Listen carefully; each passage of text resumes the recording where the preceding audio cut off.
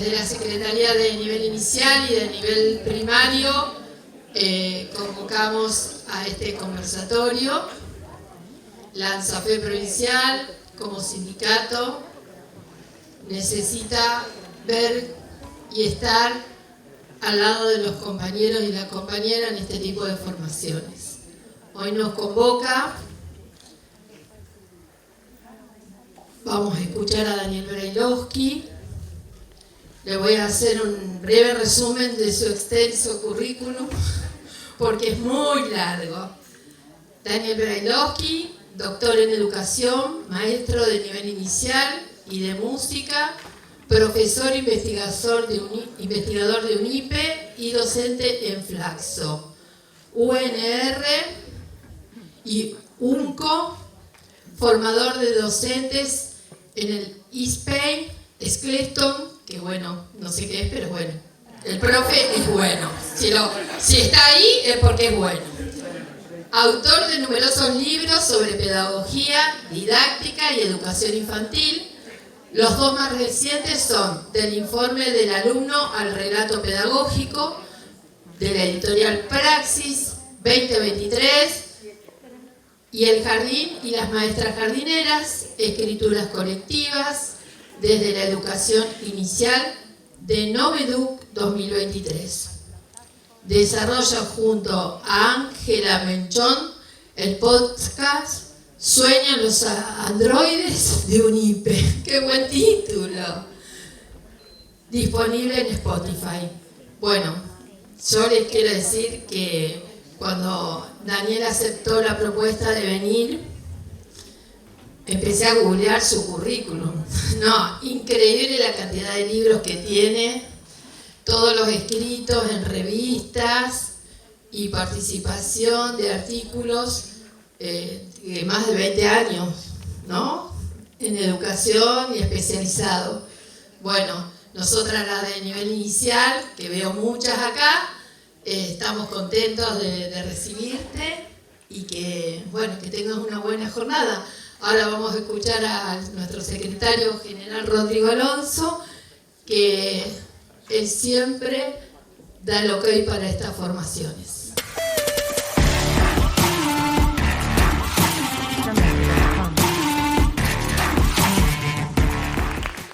Que dar el ok para las formaciones en verdad es dar la continuidad a lo que es una historia sindical, ¿no? Nuestro sindicato ha cumplido este año 96 años y en sus principios fundacionales, allá un 24 de junio de 1928, además de plantear la defensa de nuestros derechos previsionales, salariales, laborales, plantea que el sindicato debe hacer eje en la formación.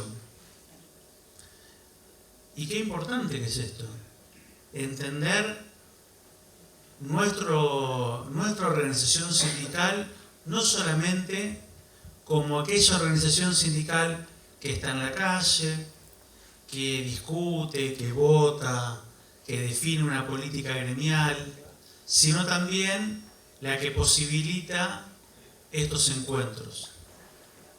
Y creo que de eso nos tenemos que sentir orgullosos. Nos tenemos que sentir orgullosos de este colectivo, de esta organización que pone como uno de los ejes encontrarnos para construir conocimiento, encontrarnos para poder debatir, encontrarnos para poder defender no solamente nuestros derechos como lo hacemos, sino también defender la escuela pública. Y a eso me quiero referir, al defender la escuela pública. Creo que cuando hablamos de defender la escuela pública, ustedes saben que hablamos de poder mejorar en primer lugar nuestras condiciones de trabajo. Y estamos en un contexto que todos sabemos que es complicadísimo, muy complicado. Un contexto que está atravesado por la pérdida del salario, un contexto que está atravesado por una definición del gobierno de la provincia de atacar a la organización sindical cuando hacemos paro, que nos descuentan y no nos devuelven, de atacar nuestros derechos con lo que es este presentismo, este premio que está obligando a que en cualquier condición nosotros vayamos a trabajar, que tengamos asistencia perfecta, no importa cómo estás vos, hay que ir, no importa el proceso de aprendizaje, tenés que ir. Ahora con el avance en materia previsional, con un claro intento de reformar el sistema jubilatorio. Hoy hablábamos con Daniel y con Gustavo sobre la implicancia simplemente de un tema, del aumento de la edad jubilatoria. En nuestra provincia, durante 10 años, en el nivel inicial, las compañeras tenían 68, 69, 70 años y estaban laburando en la sala. Y se quiere volver a eso. Y eso tiene que ver con defender la escuela pública. El salario, las condiciones de trabajo, la situación previsional, las políticas educativas. Nuevamente nos encontramos, como ha pasado con gobiernos anteriores, con políticas educativas unilaterales que no se discuten con las trabajadoras o con los trabajadores. ¿O alguno de ustedes participó en la discusión de lo que debería ser un plan de alfabetización? Ninguno. Son todas imposiciones. Y eso está muy mal. No da buenos resultados. Lo que da buenos resultados son las construcciones colectivas que nos podemos dar. Por eso quiero destacar este encuentro. Y por eso quiero destacar también que defender la escuela pública no solamente es defender el salario, no solamente es defender las titularizaciones, no solamente es defender mejores condiciones de trabajo, sino también es exigir los espacios necesarios para discutir en nuestras escuelas, para construir conocimiento con nuestras compañeras y con nuestros compañeros.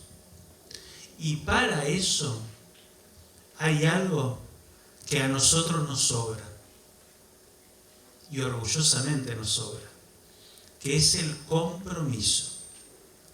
Hoy, lo que estamos haciendo acá es demostrar el compromiso que tenemos, no solamente con nuestra tarea, sino con nuestras alumnas y con nuestros alumnos. Si me permiten, quiero decirle y quiero saludar y agradecer a las compañeras y compañeros que hace varias horas que estuvieron viajando para estar acá. Quiero agradecerle en primer lugar al compañero Carlos Utrera del Departamento 9 de Julio y a los compañeros y a las compañeras del Departamento 9 de Julio. A Mari Ramos del Departamento San Cristóbal y a las compañeras del Departamento San Cristóbal. A Daniel Bacchieri y a todas las compañeras y compañeros del Departamento San Martín, a Claudia Medina y a todas las compañeras y compañeros del Departamento de las Colonias y por supuesto a María José Marano y a todas las compañeras y compañeros del Departamento de la Capital. Ojalá que los funcionarios vean esto, los que todavía dicen que los maestros trabajamos 4 horas, los que dicen que laburamos, que tenemos 3 meses de vacaciones, que vean este compromiso que hoy de la escuela con chaqueta venimos para acá para seguir defendiendo la escuela pública. Muchas gracias y muchas gracias, Daniel.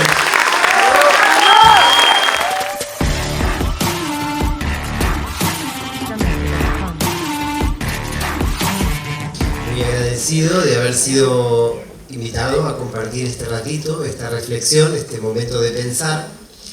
Y pensaba mientras antes de mí Viviana y Gustavo y Rodrigo y quienes organizaron amorosamente este espacio comentaban y comentábamos que pensar requiere siempre cierta ceremonia, ¿no? Uno no piensa todo el tiempo, son pocos los momentos en los cuales realmente pensamos. Las aulas tienen la virtud de que a veces, si todo sale bien, nos llevan a pensar a partir de una ritualización, de una ceremonia, de poner un horario, armar un cartel antes, uno espera llegar al aula y cuando llega ese aula tiene un nombre, clase de matemática, conferencia de didáctica o lo que sea. Y esa ritualización, ese silencio, ese cortar con la rutina cotidiana nos permite pensar. Pero también pensamos cuando estamos aburridos, por ejemplo, y en el sopor de la bañadera, los chicos piensan mucho, por ejemplo, en ese universo blanco, en una tira de Mafalda, lo definía poéticamente de esa manera. Bueno, ojalá que nos salga y que pensemos un ratito juntos. Quisiera decir antes de comenzar que si este ratito que vamos a compartir nos deja con ganas de algo y ese algo es ganas de leer, además de que allá afuera traje algunos libros que se venden más baratos que en las librerías, lo pueden, pero hay poquito, pero hay 10 libros en total traje, así que no es mucho, pero hay una biblioteca abierta y gratuita en el enlace del Instagram, en ese link que se puede poner ahí un enlace, puse un enlace que después de 2 clics uno llega a un lugar que se llama El Texto del que Hablamos. Ese es el nombre que tiene, El Texto del que Hablamos. Y si uno abre eso, uno se encuentra con una lista muy larga de textos, con los enlaces a los textos. No son solo los nombres de los textos, son los textos completos, salvo que algún link se haya roto y haya que actualizarlo, pero son los textos completos. Entonces, si en el transcurso del próximo rato yo menciono algún autor, alguna teoría, algún concepto, y después alguien lo anota en su cuaderno y dice, quiero más de eso, en esa biblioteca hay más de eso, por eso se llama El Texto del que Hablamos. Bueno, eso.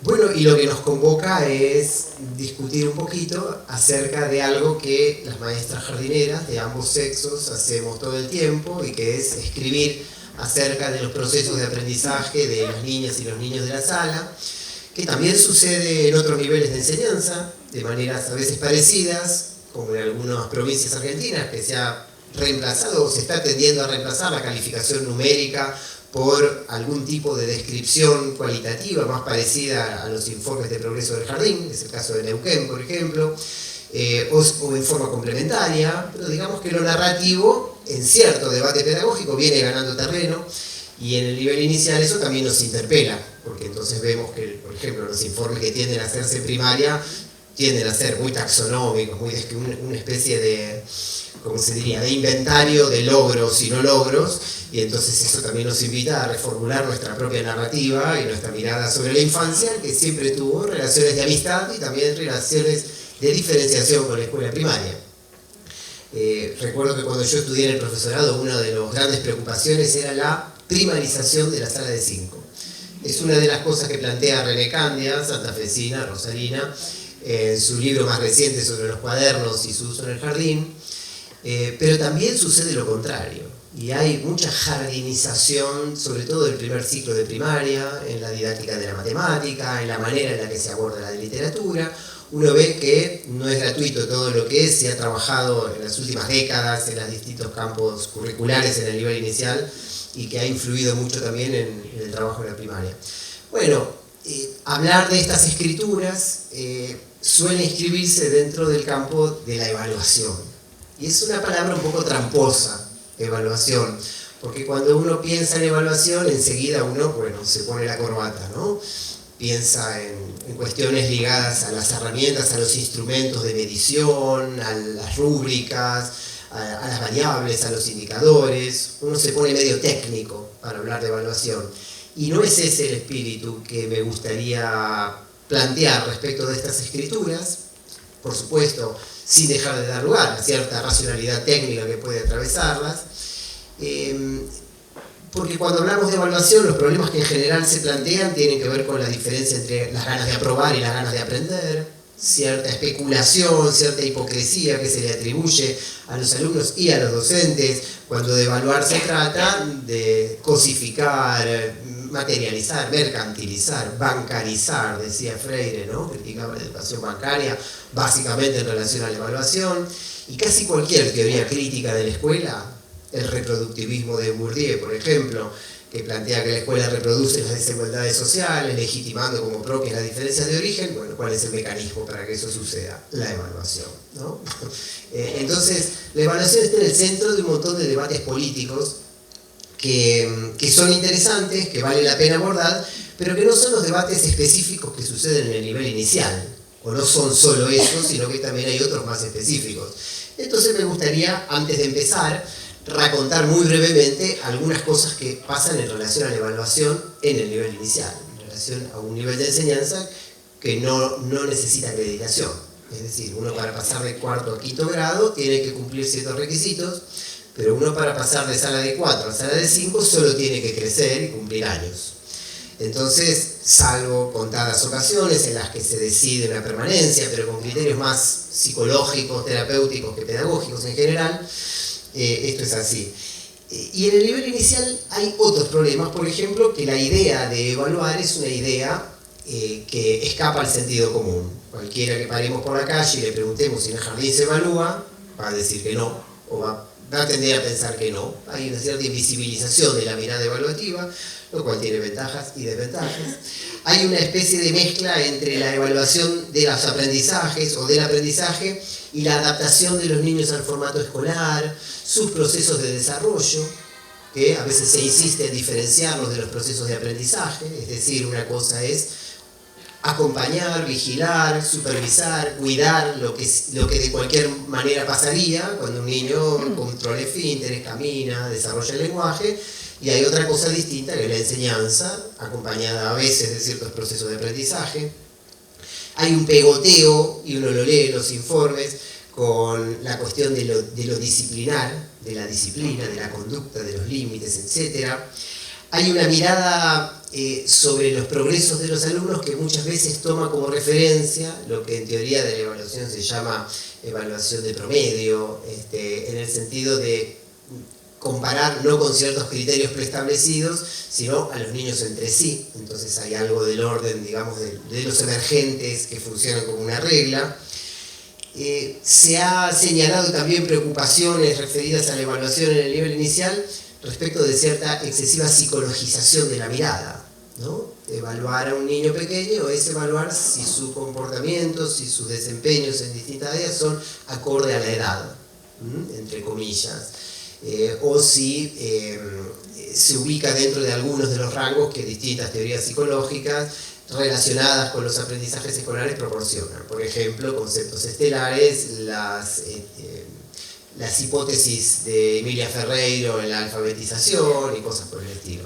Aunque las hipótesis de Emilia Ferreiro en la alfabetización, según tengo entendido, y especialmente en la provincia, están en plena batalla campal contra los fonemas y los grafemas, ¿no es cierto? Pero bueno, esa es otra historia.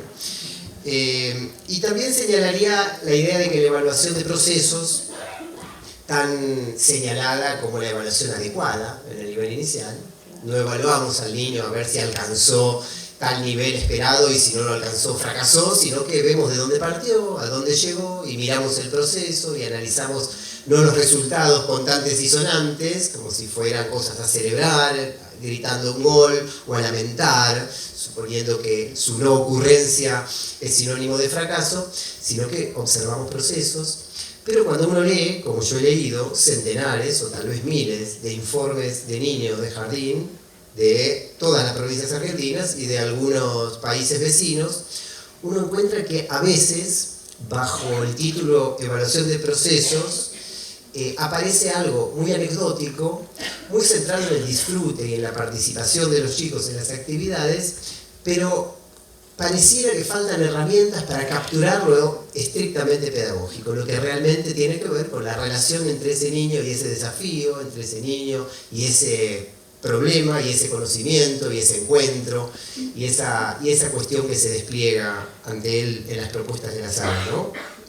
Y hay, por supuesto, de todo. Hay informes organizados alrededor de los proyectos que se desarrollaron, hay informes más narrativos, hay un sinfín de dimes y diretes y lugares del lenguaje para referirse a los informes. Hoy mismo, mientras veníamos en el auto repasábamos algunos. La directora dice, yo tengo que escuchar el informe sin ver el nombre del niño y ya saber de quién se trata. Porque lo tenés que retratar con tus palabras y que uno lo vea, digamos, ¿no? Como si se tratara de un retrato lingüístico, ¿no? No digo que eso esté ni bien ni mal. Otra cosa que mencionábamos con Viviana en el viaje era la preocupación de algunas directoras de que los informes se parezcan mucho entre sí, y entonces la directora dice, acá hubo copy-paste, y le preocupa que las mismas palabras sirvan para hablar de niños distintos. Bueno, de todas esas cosas me gustaría que comentemos un poquito hoy, que comencemos recorriendo muy brevemente algo acerca de la idea de aprendizaje, porque si son informes que hablan del aprendizaje, si son escrituras que hablan del aprendizaje, digamos primero algo acerca de qué entendemos por aprendizaje o de qué aprendizajes estamos hablando. En segundo lugar, me gustaría profundizar un poco en este género de escritura, que es lo que es un género de escritura, que se llama informe del alumno, informe evaluativo, informe de progreso, informe de aprendizaje, relatos pedagógicos, narrativas docentes, acerca del cual hay larguísimas tradiciones. Por ejemplo, en uno de los libros que mencionó Viviana en la presentación, el relato pedagógico, hay un capítulo escrito por Daniel Suárez, que escribe sobre narrativa docente desde hace décadas. Y me gustaría después compartir algunos ejemplos, es decir, fotos de informes que estuve viendo, y algunos son interesantes para analizarlos, mirar qué pasa, ver algunos ejemplos de lo que sí, de lo que no, de lo que por qué, de lo que cómo, etc. Y por supuesto después conversar un poquito, abrir el micrófono, hacer preguntas, hacer comentarios, recibir todas las quejas que haya hacia el final del tiempo que me regalan de su atención. Justo había un cartel amarillo ahí que decía atención. Era para las salidas de emergencia o algo así, ¿no? La idea de aprendizaje, entonces. Bueno, en principio, muchas veces la idea de aprendizaje viene enseguida teñida de la idea de logro en los informes. Lo primero que uno encuentra es la palabra logro. El aprendizaje es algo que se logra o es algo que no se logra. Es algo que se adquiere o no se adquiere, es algo que se alcanza o no se alcanza. Y me gustaría pensar también que la idea de aprendizaje tiene una contracara más difusa, menos nítida, porque uno, es verdad que existen ciertas capacidades, ciertos saberes, ciertos conocimientos que son fácilmente constatables, ¿no? Si yo quisiera en este momento decir, bueno, ¿sabe esta maestra atajar algo que le tiro en el aire? Y entonces le tiro algo, le tiro 100 veces, y si de 100, 98 lo atrapa, quiere decir que puede, y si de 100, 3 lo atrapa, quiere decir que hay que seguir trabajando. Pero también es cierto que la experiencia de aprendizaje es algo acerca de lo que todos tenemos muchas evidencias en nuestro propio aprendizaje ya acontecido.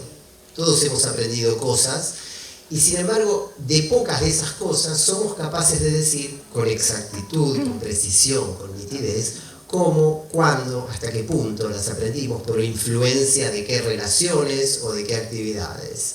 El aprendizaje es algo que nos transforma, es algo que a veces puede medirse, pero también es algo que se caracteriza por la oscuridad, por el misterio, digamos, ¿no? No sabemos si puede provocarse el aprendizaje, sabemos que puede favorecerse, sabemos que puede acompañarse. Entonces me gustaría, sin entrar en teorías didácticas sobre el aprendizaje y la relación con la enseñanza, que las hay y muchas, todos hemos leído alguna vez a Fenstermacher, a Daniel Feldman, a Alicia Camiloni, en fin, toda esta discusión entre los enfoques causales y mediacionales, por ejemplo, ¿no? El alumno aprende por lo que alguien hace delante suyo, o el alumno aprende por lo que alguien le pide que haga. En todo caso, o también los anti-enfoques, como el de Rancière, El maestro ignorante. Bueno, todos esos textos están donde ya saben. El maestro ignorante es quizás el ejemplo más bonito de una pedagogía no dirigista y de una idea de anti-explicadora de la enseñanza, pero creo que los efectos que produce la escuela en las personas son efectos que van, especialmente en el jardín, más allá de la suma de aprendizajes adquiridos y logrados. Entonces, la idea fuerte que me gustaría instalar respecto de esta semblanza del aprendizaje es la siguiente. Si yo evalúo a pilotos de avión, a cirujanos del cerebro o del corazón, a arregladores de ascensor, en fin, cualquier capacidad que involucra la vida, la seguridad, el interés de otras personas, entonces está muy bien que yo haga punto a punto una revisión de si el piloto de avión sabe interpretar todas las alarmas que suenan en el despegue, sabe los protocolos, si el cirujano sabe dónde está tal arteria. Fundamental que así sea.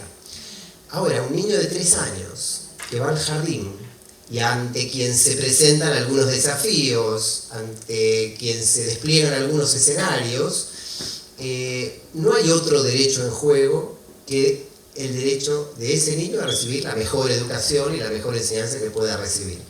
Como no hay nada más en juego, entonces en este caso, y en general en la educación obligatoria, lo haría extensivo, los contenidos no son el punto de llegada constante y sonante que le da sentido al proceso todo, sino que los contenidos son una especie de materia prima sobre la que trabajamos y que nos sirve para establecer precisamente una sustancia de la experiencia de educarse.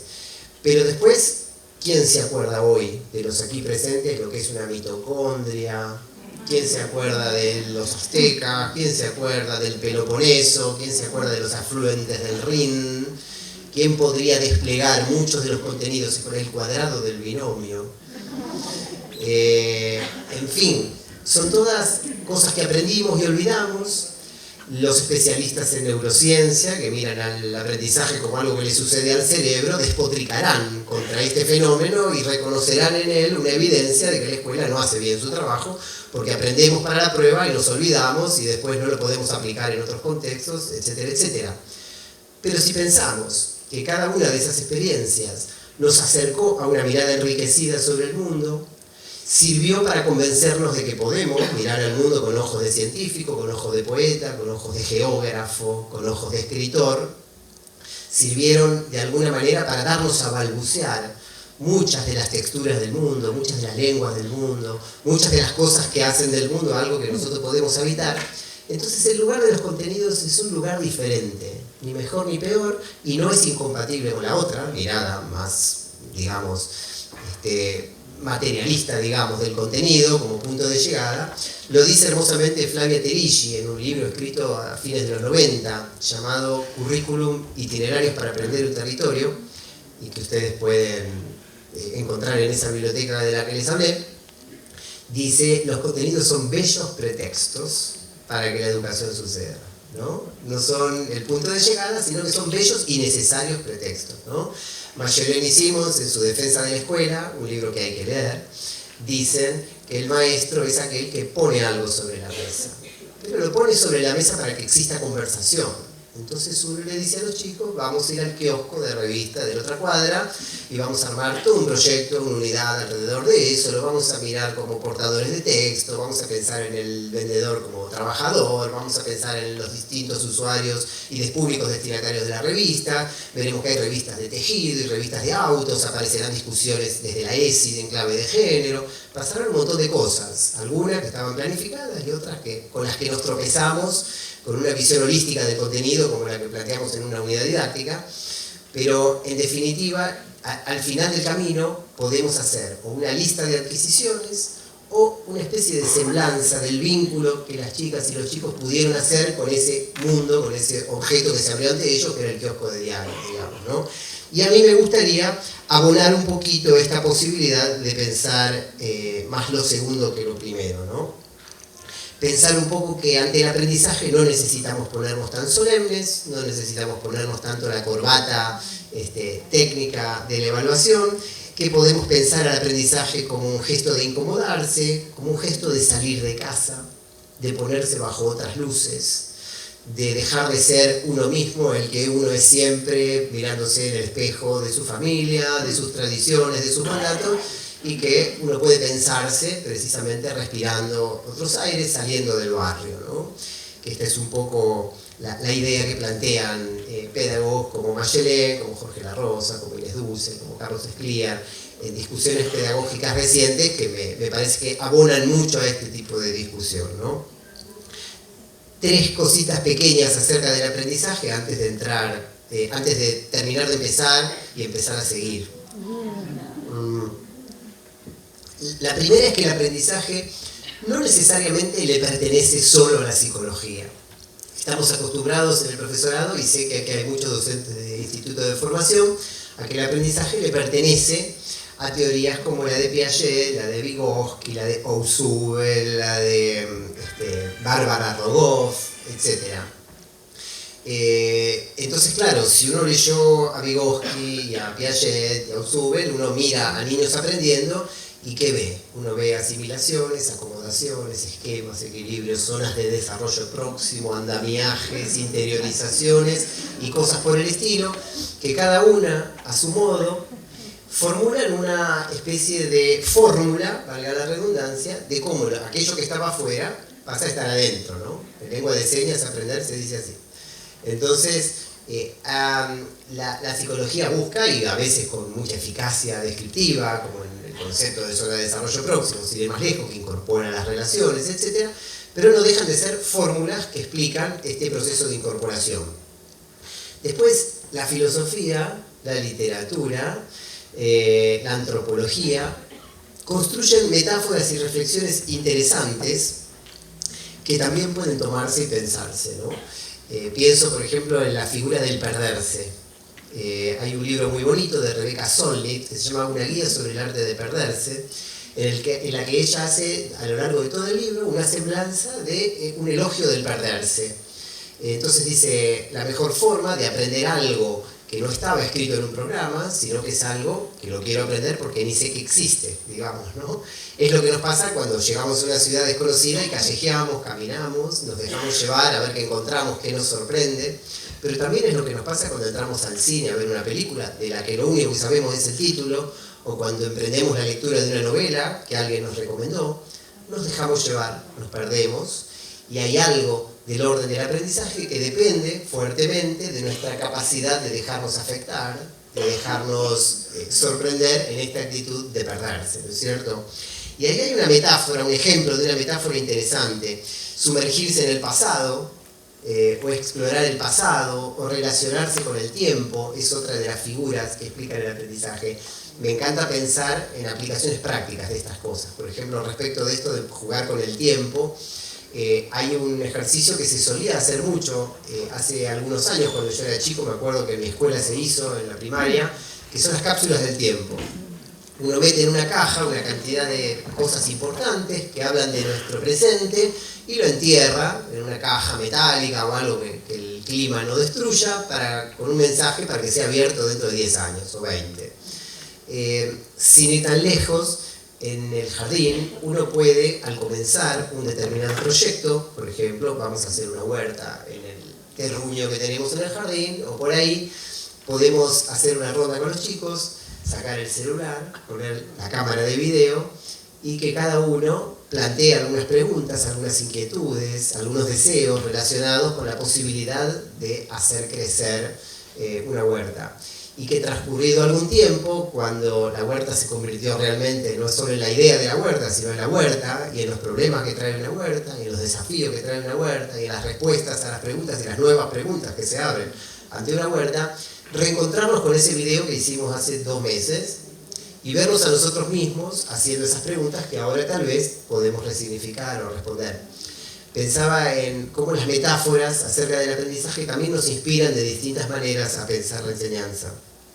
La segunda de esas 3 cositas que quería decir es que el aprendizaje, así como no es pieza de pertenencia exclusiva de la psicología, tampoco tiene por qué pensarse solo y exclusivamente como algo útil, como algo aplicable, ¿no? El aprendizaje tiende a pensarse como algo que va a servir después, como algo que tiene que tener una utilidad y que no hay que aprender pavadas, hay que aprender cosas que valgan la pena y que sirvan para algo. Y en realidad, muchos autores contemporáneos, y ya desde hace tiempo, siguiendo las pistas de Rancière, por ejemplo, plantean que una de las características propias del aprendizaje escolar es precisamente la inutilidad. Uno no aprende cosas en la escuela solamente para ir corriendo a aplicarlas, a pesar de que muchas de las maneras de hablar del aprendizaje, habilidades del siglo XXI, competencias del mañana, saberes imprescindibles para desempeñarse en las profesiones que todavía no existen, para triunfar, para eludir el fracaso, para prepararse, etc., tiene mucho que ver con este cierto elogio del funcionamiento, ¿no? Miguel Benassayag, en una entrevista que le escuché la semana pasada, hacía una diferencia muy bonita entre funcionar y existir. Y él decía, vivimos en una sociedad que nos impulsa mucho al funcionar eficazmente y no al existir. Y la verdad es que la parte del aprendizaje escolar que no es útil, o que puede pensarse como bellamente inútil, ¿no? Pienso en La utilidad de lo inútil, de Nuccio Berliner, el autor, tiene más que ver con el existir que con el funcionar, ¿no? En la escuela se juega por jugar, ya lo sabemos, nos jugamos para, discusión ochentosa, pero también se habla por hablar, se conversa por conversar, se cuentan cuentos por contar cuentos, es decir, todo se hace por hacerse. Y ese mismo para que cuestionábamos hace muchos años respecto del juego, a partir de leer a Patricia Sarlé o a las autoras que hablaban del juego en esa época, me parece que tiene un poco que ver también con esto, ¿no? Y la tercera cosita que quería decir es que el aprendizaje no necesariamente debe ser pensado como algo que tiene que evaluarse taxonómicamente. Es decir, si nosotros en vez de hacer un inventario objetivo de los logros del niño A, cual si fuera, digamos, el ratoncito al que vemos si logró o no logró resolver el laberinto, sino que hacemos cierto análisis de la experiencia situada en una relación, y no hablamos del niño, sino de la relación pedagógica en la que pertenece el niño. Si en vez de hablar de calificaciones hablamos de análisis descriptivos, si en vez de hablar de los aprendizajes enumerables hablamos de el aprendizaje en un sentido más amplio, del acto de aprender, como le gustaba decir a Paulo Freire, hablaba del acto de enseñar y el acto de aprender, ¿no? Entonces creo que el que aprende desde este punto de vista, en vez de volverse competitivo y eficiente, amplía su mundo, se vuelve alguien que está ampliando su mundo, literalmente, respondiendo a la definición de mundo tan bonita que hace Jorge La Rosa en su libro P de Profesor. Él dice, mundo no es todo lo que hay allá afuera, mundo no es cualquier cosa que se puede ver por la ventana o por la pantalla, mundo es lo que no nos da igual, mundo es lo que nos compromete, mundo es lo que nos indigna, mundo es lo que nos preocupa, mundo es lo que sentimos que nos convoca, es decir, es mundo todo aquello que no nos es indiferente. Entonces, ampliar el mundo de los alumnos y de las alumnas significa ampliar la cantidad de cosas que no les dan lo mismo, ampliar la cantidad de cosas que no les son indistintas. Y en ese punto es literal que la escuela amplía el mundo de los chicos porque les enseña a emocionarse frente a ciertas historias, a indignarse frente a ciertas injusticias, a conmoverse, a dedicarse, a prestarle atención a ciertas cosas, etc., ¿no? Entonces no es que no haya que mirar las habilidades y los logros, pero creo que la manera de mirarlas, más que, insisto, celebrando o lamentando su ocurrencia, es mirarlo como un acontecimiento, digamos, ¿no? Mirarlo como algo que sucede. En el marco de un mundo que le da al aprendizaje, y por eso me parecía importante dedicarle un rato primero a hablar del aprendizaje, un lugar muy central, muy central. Yo hice en la estación Retiro, que es la estación más fea del país, llegué temprano, porque el 23 vino rápido y no me hizo esperar, hice una lista de un montón de expresiones, las que me acordé en el momento, pero debe haber más, contemporáneas y de moda en el discurso educativo en las que se usa la palabra aprendizaje. Fíjense, los maestros son facilitadores del aprendizaje. la enseñanza es la creación de oportunidades de aprendizaje, de ambientes de aprendizaje, de comunidades de aprendizaje. Los alumnos, por supuesto, son aprendices. El proceso educativo se valora en función de sus resultados de aprendizaje, con pruebas estandarizadas en general. Y quienes problematizan las pruebas PISA dicen no, porque no analizan las condiciones para el aprendizaje. Miran los resultados de aprendizaje y no los procesos de aprendizaje.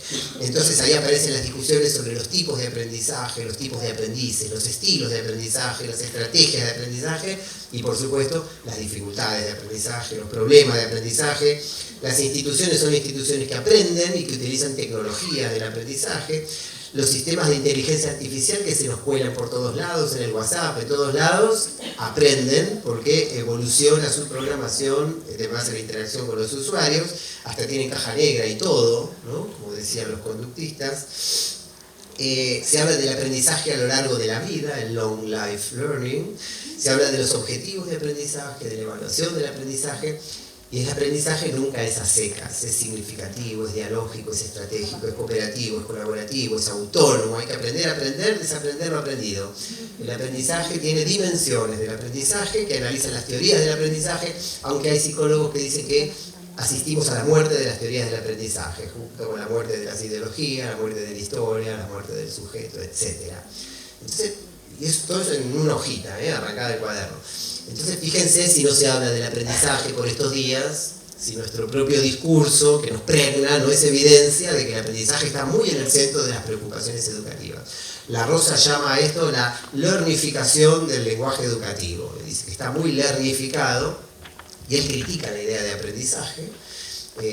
La primera vez que lo escuché a Jorge decir eso a mí me hizo ruido y como lo conozco un poco y cada vez más cuando nos cruzamos en congresos y así, le dije, esto es inaceptable para nosotros, por lo menos, las maestras jardineras de ambos sexos. Él dice, a la escuela las niñas y los niños no van a aprender. Dice, todos piensan que los chicos van a la escuela a aprender, no van a la escuela a aprender. Aprendemos en la vida. Aprendemos por la inmersión en sistemas de signos que nos impregnan. Aprendemos cuando nos equivocamos, aprendemos por tarado, decían mis alumnos. Yo les decía, hay 4 contextos del aprendizaje, ¿no? Decía que como eran el placer, la necesidad, la inmersión y la escolaridad. Y decía, y el aprendizaje por tarado también. Cuando te martillas un dedo, aprendiste algo. Entonces dice, los chicos no van a la escuela a aprender, van a la escuela a estudiar, que no es lo mismo. La mayor parte de las cosas que aprendemos en la vida no las aprendemos en la escuela, las que realmente nos sirven, incluso en la profesión. Lo que nos proporciona la educación escolar es otra cosa que no se aprende en la calle y que tiene que ver con que se amplíe nuestro mundo, con que se nos convenza de que podemos, con que se nos enseñe a prestar atención, con que se nos enseñe a ser sujetos atentos y estudiosos, porque eso cambia todo. Una vez que aprendimos a prestarle atención a las cosas, entonces somos menos vulnerables a esta invitación a la superficialidad y a la operatividad, y a la atractividad, y a la eficiencia que tiene la vida cotidiana. Entonces él hace esta distinción entre la palabra aprender y la palabra estudiar. La palabra aprehender, con la H en el medio, como la dicen algunas directoras de escuela, aprehender, significa agarrar, ¿no? El gato aprehende al ratón. Entonces, esta idea de agarrarse a algo y guardárselo en la billetera, dice Jorge, es una idea mezquina de lo que la escuela puede hacer. La escuela hace mucho más que eso. La escuela invita a las personas a dedicarse a algunas cosas, a regalarle su tiempo a algunas cosas porque sí, sin ninguna utilidad. Y eso, en ese punto, la idea de estudiar, en la etimología de la palabra estudio está la palabra afecto, dedicarse afectuosamente a algo y dejarse afectar por algo, se parece mucho a la idea de juego, porque cuando los chicos juegan también se dedican gratuita y amorosamente a algo y se sumergen en algo y no se, por más que se insista en que jugando aprenden, pero además jugando hacen algo mucho más que adquirir saberes puntuales y evaluables, sino que aprender un juego es como aprender un idioma.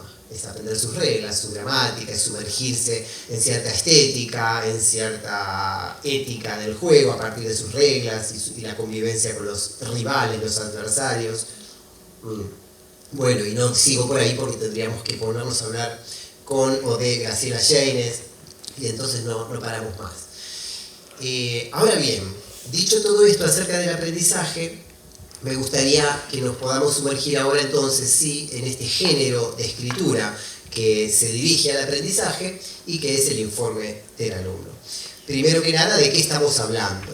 Estamos hablando, creo que todos lo sabemos, de aquellos textos que escribimos 1, 2 y hasta 3 veces por año, que son informes individuales en general, aunque también los hay grupales, y que se refieren al niño en tercera persona. En este género se dicen cosas tales como, me dirán si les suena, disfruta y participa de las actividades, colabora en tareas grupales, logra establecer relaciones con sus padres, reconoce a sus docentes y a personas importantes del jardín, comparte sus pertenencias, espera su turno para hablar, ese nunca falta, cuida los materiales o es cuidadoso con sus pertenencias. Ante las dificultades, y ahí se dice algo, se frustra, se sobrepone, etc. Muestra gran entusiasmo por tal y cual cosa. Aún trabajamos en tal otra cosa, o tal otra cosa está en proceso, donde decir que algo está en proceso es como decir que todavía no, que le falta un poco. Curiosamente, porque como decíamos antes, la palabra proceso es una palabra interesante, que venía a disputarle sentido a la palabra resultados, ¿no? Y sin embargo en estos informes tiende a ser un eufemismo de el reprobado, digamos, el no salió, el todavía le falta, el siga participando, ¿no?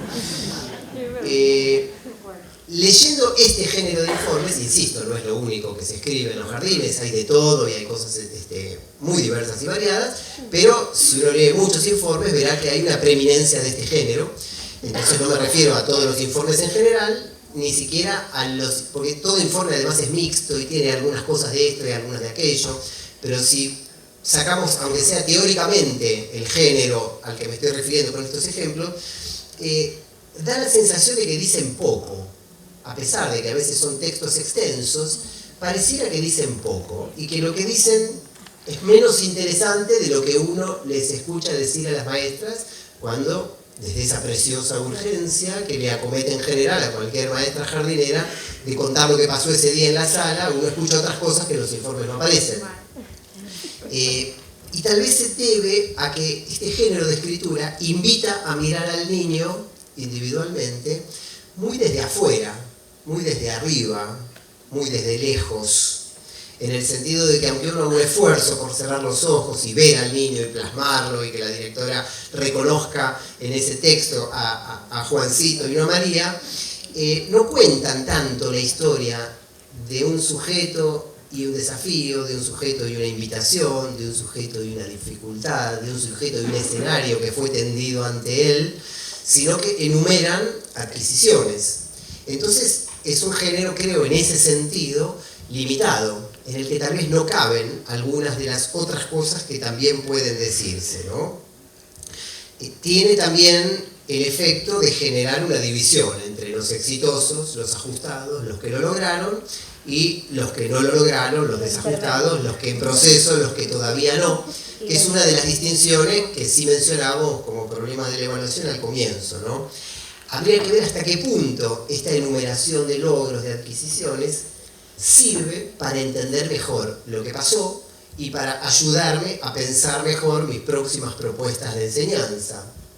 Hay que ver hasta qué punto esta pretendida radiografía, que se parece un poco, ¿no?, al análisis de sangre cuando vamos al médico, que no deja nada afuera, nos dice cuántos globulitos, etc. Igual creo que es menos preciso que el análisis de sangre, porque uno, bueno, ahora vamos a ver algunos ejemplos, ¿no? Pero lo dejo ahí abierto.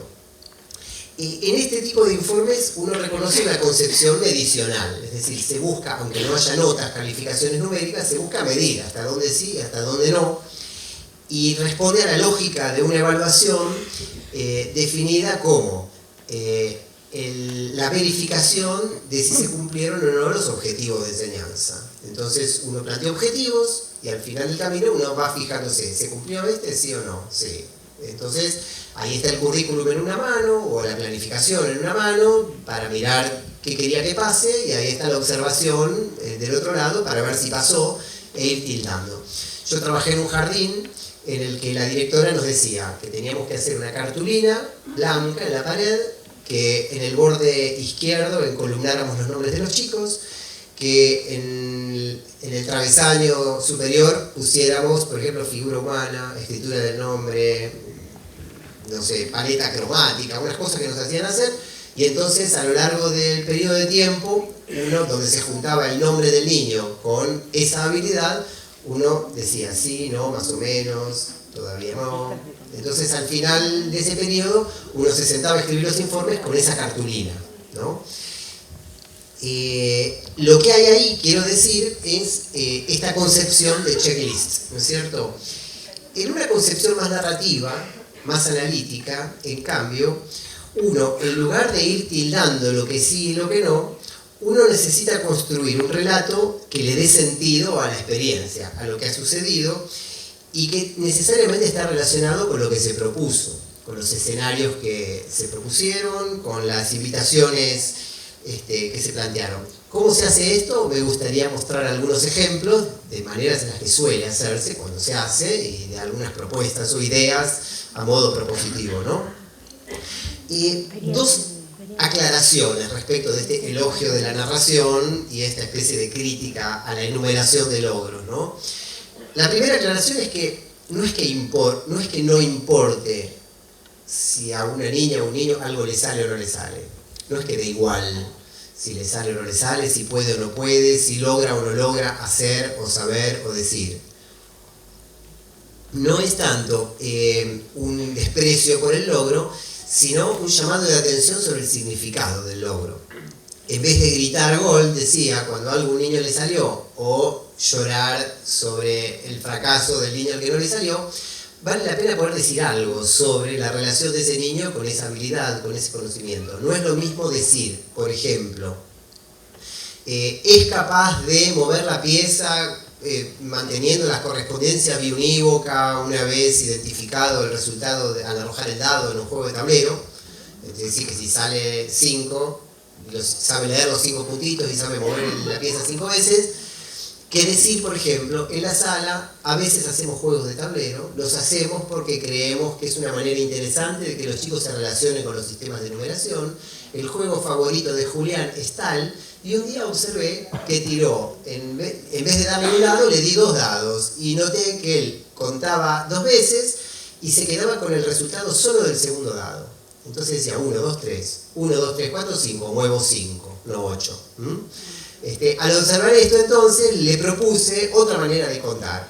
Y entonces, bueno, y cuento lo que hice y cuento cómo lo resolvió Julián. Es algo que pasó un día con Julián jugando a los dados, ¿sí? Si yo en vez de mirar eso y tildar en la cartulina, Julián, dados, todavía no, cuento mi conversación con él, lo que yo observé, lo que le propuse cuando vi que no le salía y cómo después sí lo resolvió o no, etcétera. Estoy contando algo mucho más interesante que si le sale o no le sale, que incluye el si le sale o no le sale, no es que queda completamente afuera, ¿sí? Otro ejemplo de algo que suele ser difícil de decir, que es lo negativo, el nene que pega, ¿no? Si yo en un informe pongo Juancito pega, ¿no? Y mata a sus compañeros, los araña, los muerde, después de morderlos le queda una marca al amiguito en el brazo que parece la tapita de gaseosa. Los que hemos trabajado mucho en jardín maternal conocemos esas marcas de dientes. Si yo pongo Juancito pega, bueno, en primer lugar la directora me va a decir no ponga Juancito pega. Poné, todavía trabajamos en que Juancito exprese su desagrado de manera. Es decir, la directora va a proponer que le pongamos muchos algodones a esa afirmación, que hay que decirla, porque Juancito merece que digamos todo, de lo bueno y lo malo, ¿no?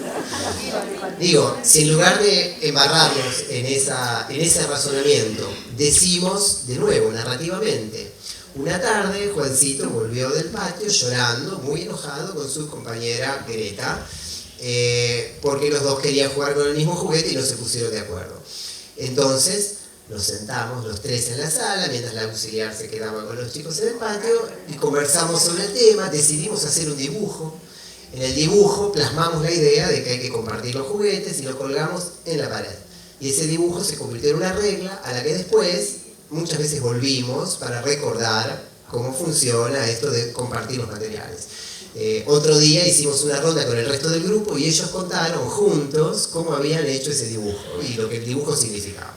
Si yo cuento esto, no estoy dejando de dar cuenta de que Juancito se involucra en ciertos conflictos, pero lo estoy haciendo dándole al conflicto el lugar productivo que tiene, el lugar interesante que tiene, el lugar constructivo que tiene, ¿no? Tomando un término piagetiano, ¿no? Él habla del error constructivo, ¿no? Pero podríamos hablar de conflicto constructivo también. Entonces, fíjense cómo en estos ejemplos muy sencillos se ve la diferencia entre una concepción medicional, un inventario de logros, y una concepción más narrativa, ¿sí? La segunda observación, advertencia que quisiera hacer en este intento de ponderar lo narrativo frente al inventario de los logros, es que no se trata de reemplazar inventarios por anécdotas, por meras anécdotas de cosas que pasaron centradas en el disfrute y la participación de los chicos. Tanto en el ejemplo de Tablero como en el ejemplo del conflicto hay una mención de un proceso de conocimiento, de un proceso de ampliación del mundo, de un proceso de aprendizaje, ¿no es cierto? No es solo decir le encantó, la pasó bárbaro, le dio de comer a los animalitos, etcétera, sino que se trata de entrar en un análisis específicamente pedagógico y didáctico. Por supuesto que algo se pierde si hacemos esto, porque uno entonces ya no va a hacer un repaso punto a punto de todas las cosas aprendibles para ver si se aprendieron, sino que uno se va a centrar en algunos episodios representativos de la forma de estar de ese niño en el jardín, conectándose con estos bellos y necesarios pretextos que son los contenidos, pero como no son el punto de llegada, no necesito repasarlos uno a uno, sino elegir algunos más o menos distintos entre sí, más o menos interesantes, y que me dé la posibilidad de hacer una semblanza de la escolaridad de este niño y sus procesos de aprendizaje, no su lista de aprendizajes. Algo se pierde, por supuesto, ¿sí? Pero también uno podría pensar cuántas vidas salvamos haciendo esa enumeración de logros y fracasos, ¿no es cierto? Yo no conozco muchas historias felices de niños a quienes, gracias a que se les señaló todo lo que todavía no les salía, después les fue mucho mejor, y en cambio creo que todos conocemos muchas historias de niños a los que por señalársele obsesivamente todo lo que no les salía, se estigmatizó de alguna manera su estar en la escuela y devino en trayectorias escolares a lo mejor más complicadas, ¿no? Volviendo un poco a esta idea de no mirar a los chicos del jardín como si fueran futuros cirujanos, ¿no es cierto? Me gustaría pedirle a unos amigos míos que participen un poco de esta conversación, porque dan lindos pretextos para pensar algunas de estas cosas. Uno de estos amigos a que todos conocemos es el cantautor catalán Joan Manuel Serrat. Entrevistado por Alejandro Dolina, le preguntó Dolina a Serrat, ¿cómo haces para componer esas canciones tan hermosas? ¿Cuál es tu método? Y Serrat contestó lo siguiente. No vivo mi trabajo de una manera exclusiva como lo único que nutre mi vida, sino que siento que mi trabajo forma parte de una historia compartida y que si un hombre es capaz de escribir es porque es capaz de escuchar y de leer y de mirar y de oler y de tocar, por tanto de conocer, de compartir y de querer. Serrat lo que está diciendo es que más allá de que tenga o no un método, si él puede escribir es porque puede prestarle atención sensiblemente a las cosas que pasan a su alrededor. Me sirve lo que está diciendo Serrat para pensar que si podemos narrativamente hacer una semblanza de cuestiones que suceden en la sala, es porque tenemos que poder estar atentos a lo que pasa en la sala. Dos niños están jugando, cantando una canción que les enseñó el profesor de música, pero le cambian la letra, ¿no? Entonces, por ejemplo, la canción era en el puente de Aviñón, todos cantan, todos bailan, etc. Y entonces, como el nene se llamaba, tenía un nombre, no me acuerdo exactamente cómo era el ejemplo, pero el chico le cantaba, decía, en el puente de Julián, todos bailan, y el otro decía, no, y se peleaban entre sí en chiste, cambiando un poquito la letra de la canción, ¿no? Dos nenes en el arenero, cantando canciones que les enseñó el profesor de música y cambiándoles un poquito la letra. Uno puede seguir de largo de eso, o uno puede tomar nota de eso, mandarse un WhatsApp a uno mismo con ese grupo que tenemos con nosotros mismos. El mío se llama Daniel y compañía. No sé, cada uno sabrá cómo se llama el suyo, pero podemos agregar otro que se llame relatos pedagógicos, informes o como lo quieran llamar, registros.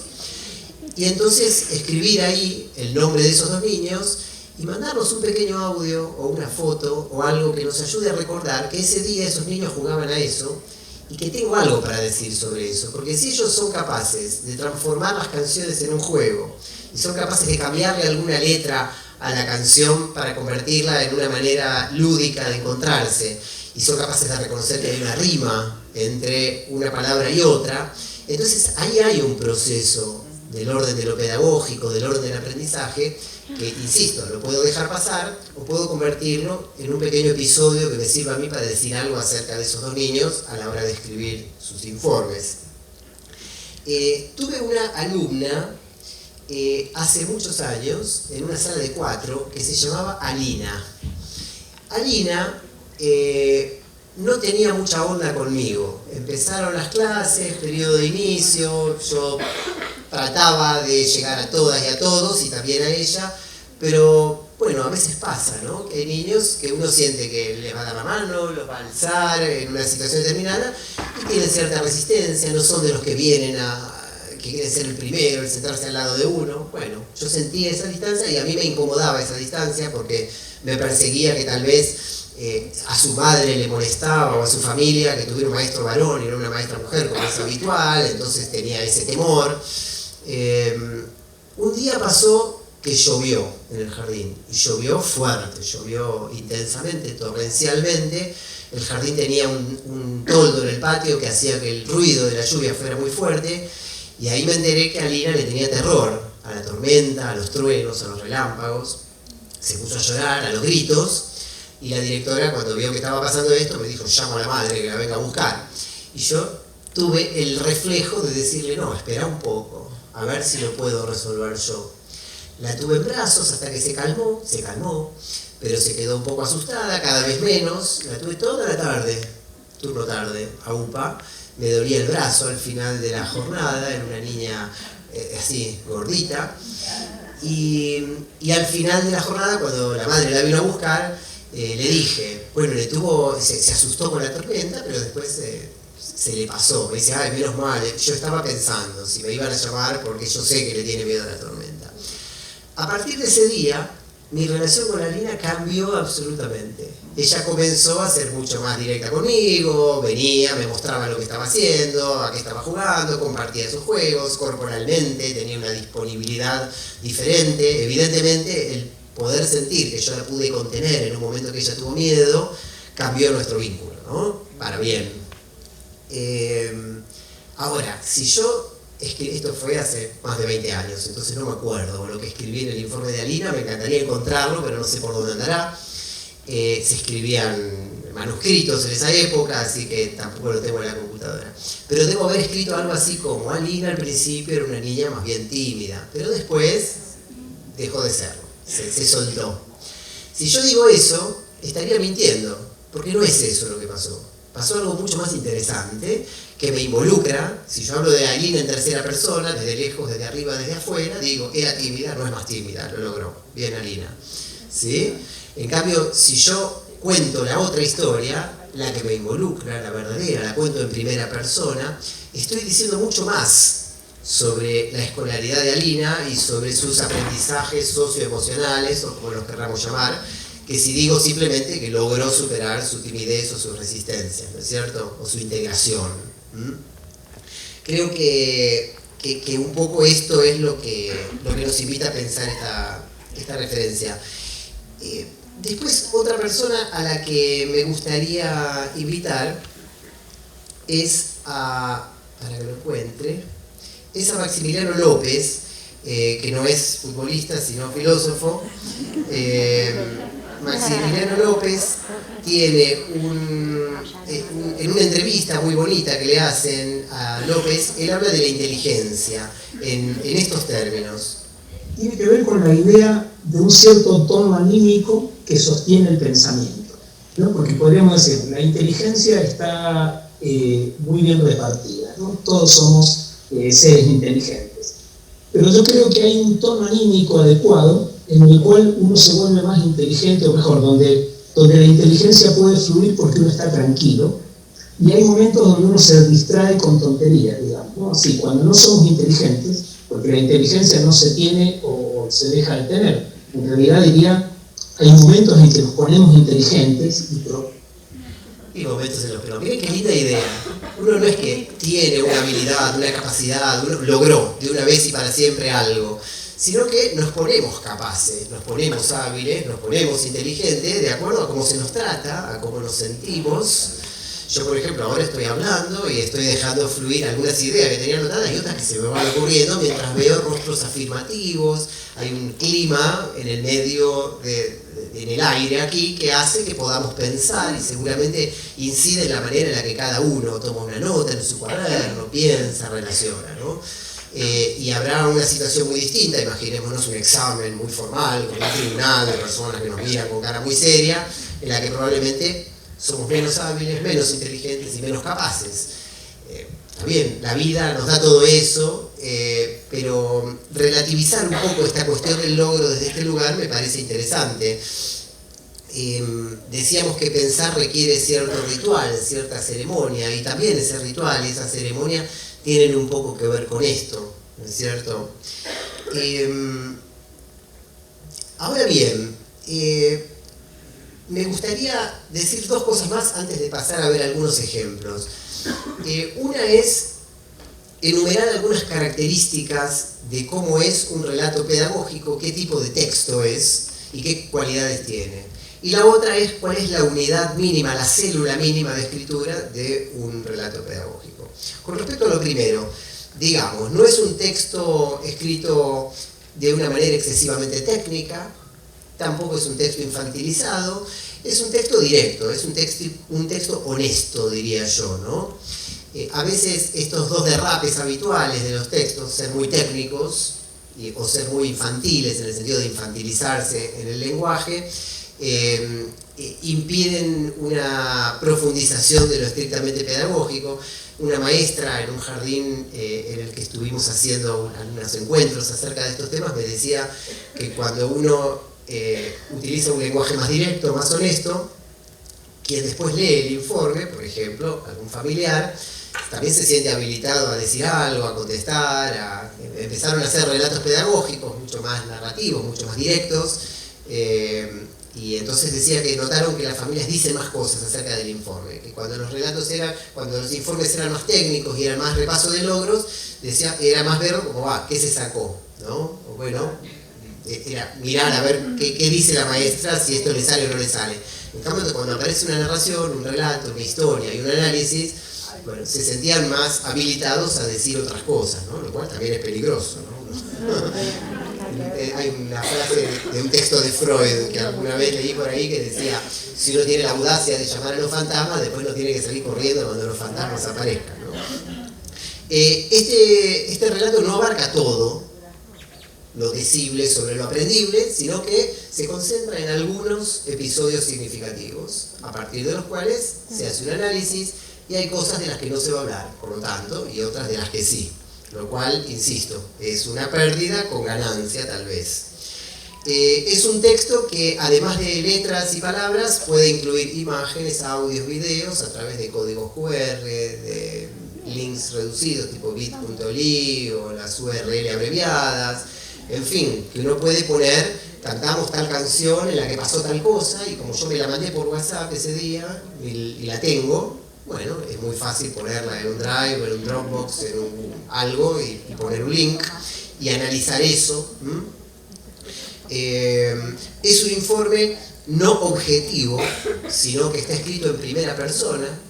Uno no dice, Juancito es un niño muy alegre, esto le salió, esto no le salió, sino que uno dice, cuando yo miro a Juancito me hago tales preguntas.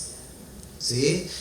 Juancito un día me hizo tal pregunta, yo le respondí tal otra, hicimos lo de más allá y esto me hace pensar qué, y lo relaciono con tal cosa que yo pienso, y lo escribo en primera persona porque es mi texto acerca de mi relación pedagógica con mi alumno, y yo estoy presente ahí, y todo lo que tenga que ver con sus aprendizajes, idealmente debería algo tener que ver con mis enseñanzas. Entonces, si yo hablo de sus aprendizajes, tengo algo que ver. Entonces, no es un texto objetivo ni pretende serlo. Es un texto subjetivo que analiza, desde mi perspectiva, autorizada, la del docente, algo del orden de esta relación pedagógica. Entonces no se refiere a la conducta o a los logros, sino al vínculo pedagógico. Tiene, por supuesto, un carácter institucional. Esto significa que este texto a lo mejor puede comenzar con un párrafo o con un encabezado que sea igual en todos los informes del jardín, o con un cierre, que es un texto que requiere acuerdos interinstitucionales dentro de los equipos docentes. Yo hice muchas veces el ejercicio muy bonito de escribir ejemplos vacíos de contenido, de cómo se puede escribir, de cosas que pueden decirse. Por ejemplo, este ejemplo que puse recién, mirando a Sofía jugar a tal cosa, muchas veces me he preguntado, y ahí viene una pregunta que yo me hago, ¿no? Entonces, esa es una fórmula de escritura que se puede acordar que está habilitada, avalada por la institución para que todas las maestras y maestros la incluyan en sus escrituras. Y compartir este tipo de gestos escriturales en reuniones de trabajo, en encuentros institucionales, favorece el florecimiento de escrituras interesantes. Algunos acordarán más, la relación de cada una y de cada uno con la escritura es distinta. Bien, y después quería decir, la unidad mínima, digamos, de escritura de un relato pedagógico, creo que consiste en 3 pinceladas escriturales. Una primer pincelada que tiene que ver con decir algo sobre mi propuesta. Una segunda pincelada que tiene que ver con decir algo que yo observé a partir de mi propuesta en el niño o en la niña. Y una tercera pincelada escritural que tiene que ver con analizar eso. Entonces, yo puedo decir, por ejemplo, en el jardín le ponemos el nombre al borde de la hoja después de dibujar. Nos parece importante hacerlo porque de esta manera los chicos encuentran en esas letras de su nombre un pequeño abecedario inicial que les permite relacionarse con la escritura, después se interesan en los nombres de sus compañeros o en su apellido, etc. Y así se va ampliando su repertorio de letras. Esta es la primera pincelada. Yo explico por qué propongo que escriba su nombre. La segunda pincelada será contar algo sobre cómo Francisco escribe su nombre y poner una foto del nombre de Francisco escrito al principio y al final del año, por ejemplo, como en uno de los ejemplos que voy a mostrar ahora. Y la tercera pincelada sería decir, bueno, fíjense que el primero estaba escrito en espejo, el segundo no, ahí hubo un cambio, observó que esto, que aquello, en fin. Ahí están las 3 pinceladas, ¿no es cierto? Veamos entonces algunos ejemplos. Los ejemplos que voy a mostrar están en una presentación de PowerPoint, que es la que estoy mostrando, que puede descargarse en ese enlace, por si alguien después la quiere mirar más despacito, analizarla, etc. Están en bit.ly/aprendizaje y escritura. Hay muchos... No la conoce. Ok, después lo pongo de nuevo, si lo ven al final. Pero bueno, bit.ly/aprendizaje y escritura. Algunos informes son narrativos, o sea, son textos, y otros están hechos con distintas formas de grillas. Las grillas más conocidas son simplemente afirmaciones en las que se tilda, si no. Pero, por ejemplo, este es interesante porque es más original. Muestra todos los niveles posibles de desempeño y explicita su enfoque teórico, ¿no? Por ejemplo, lo elegí también sabiendo que hay una discusión sobre los enfoques alfabetizadores. En este caso se observa un enfoque relacionado con la conciencia fonológica, pero fíjense cómo explicita 5 niveles distintos que podrían formar parte de una rúbrica y no compartirse y elegir uno solo. Uno podría mirar un informe escrito en forma de texto que dijera, por ejemplo, escribe convencionalmente su nombre, ¿no? Sabe que empieza con tal letra y ya está, y no digo más nada. Acá alguien pondrá una crucecita ahí, pero al mismo tiempo comparte en qué parte de un proceso definido de alguna manera, está ubicado ese... Y creo que son dos discusiones distintas. Cuánto mostramos de nuestro fundamento y qué enfoque teórico adoptamos, ¿no? Son dos discusiones diferentes, por eso me parece interesante el ejemplo. En general, los informes de ítems enumeran en tercera persona las mismas frases que uno pondría en un informe escrito, solo que en vez de escribirlo ya está escrito y uno lo marca. Entonces la diferencia entre informe textual e informe de ítems finalmente no es una diferencia tan enorme. Muchas veces los informes escritos, que están basados en una enumeración de todas las habilidades o logros, se hacen en base a una especie de plantilla en la que hay cosas que están más o menos escritas y uno saca lo que no, o agrega, como vamos a ver ahora en algunos ejemplos, de informes de distintos niños hechos por la misma maestra, que ahí se ven estas cosas también, ¿no? Paso un poquito de largo. Por ejemplo, fíjense, estos son dos informes de dos niños distintos, pero hechos por la misma maestra, ¿no? Entonces uno ve ahí que dice, Milton demuestra gran placer y entusiasmo al realizar sus producciones. Y si bajamos, Eros demuestra gran placer y entusiasmo al realizar sus trabajos. ¿Por qué los de Milton son producciones y los de Eros son trabajos?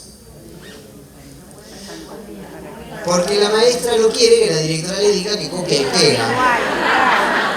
Entonces a uno le pone producciones y a otro le pone trabajos. La pregunta es si esa diferenciación sirve para algo. Porque no es que Milton tiene producciones por algún motivo diferente del que Eros tiene trabajos. Si vemos cosas parecidas por ahí, ¿no? Con respecto a la figura humana la realiza completa con detalles. Y acá dice, con respecto a la figura humana la dibuja completa agregándole detalles a la misma. Esto expone la preocupación respecto de que los informes se parezcan o no entre sí.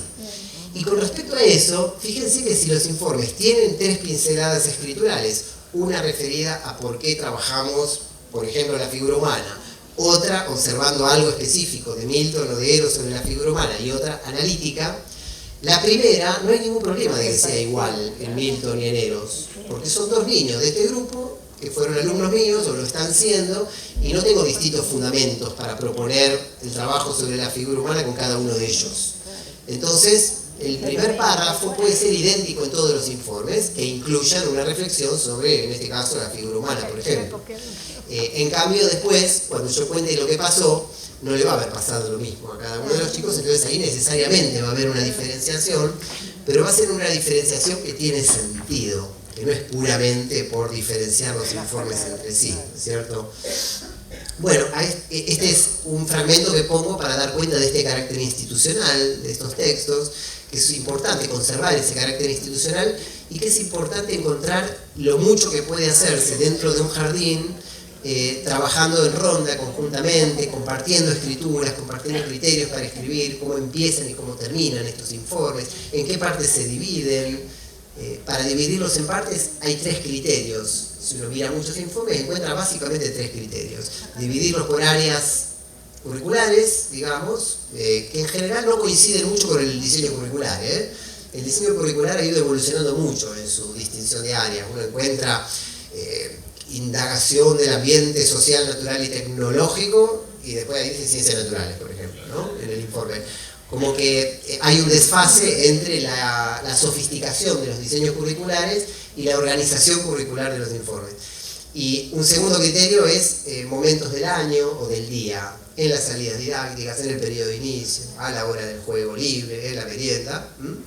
Y el tercer criterio, que es el que me parece más interesante, aunque es el que menos aparece, es según los proyectos realizados. Entonces, en el marco del proyecto del terrario, en el marco del proyecto de la visita al Museo de Ciencias Naturales, entonces ahí se desarrolla a partir de todo lo que rodeó a ese proyecto en particular, ¿no?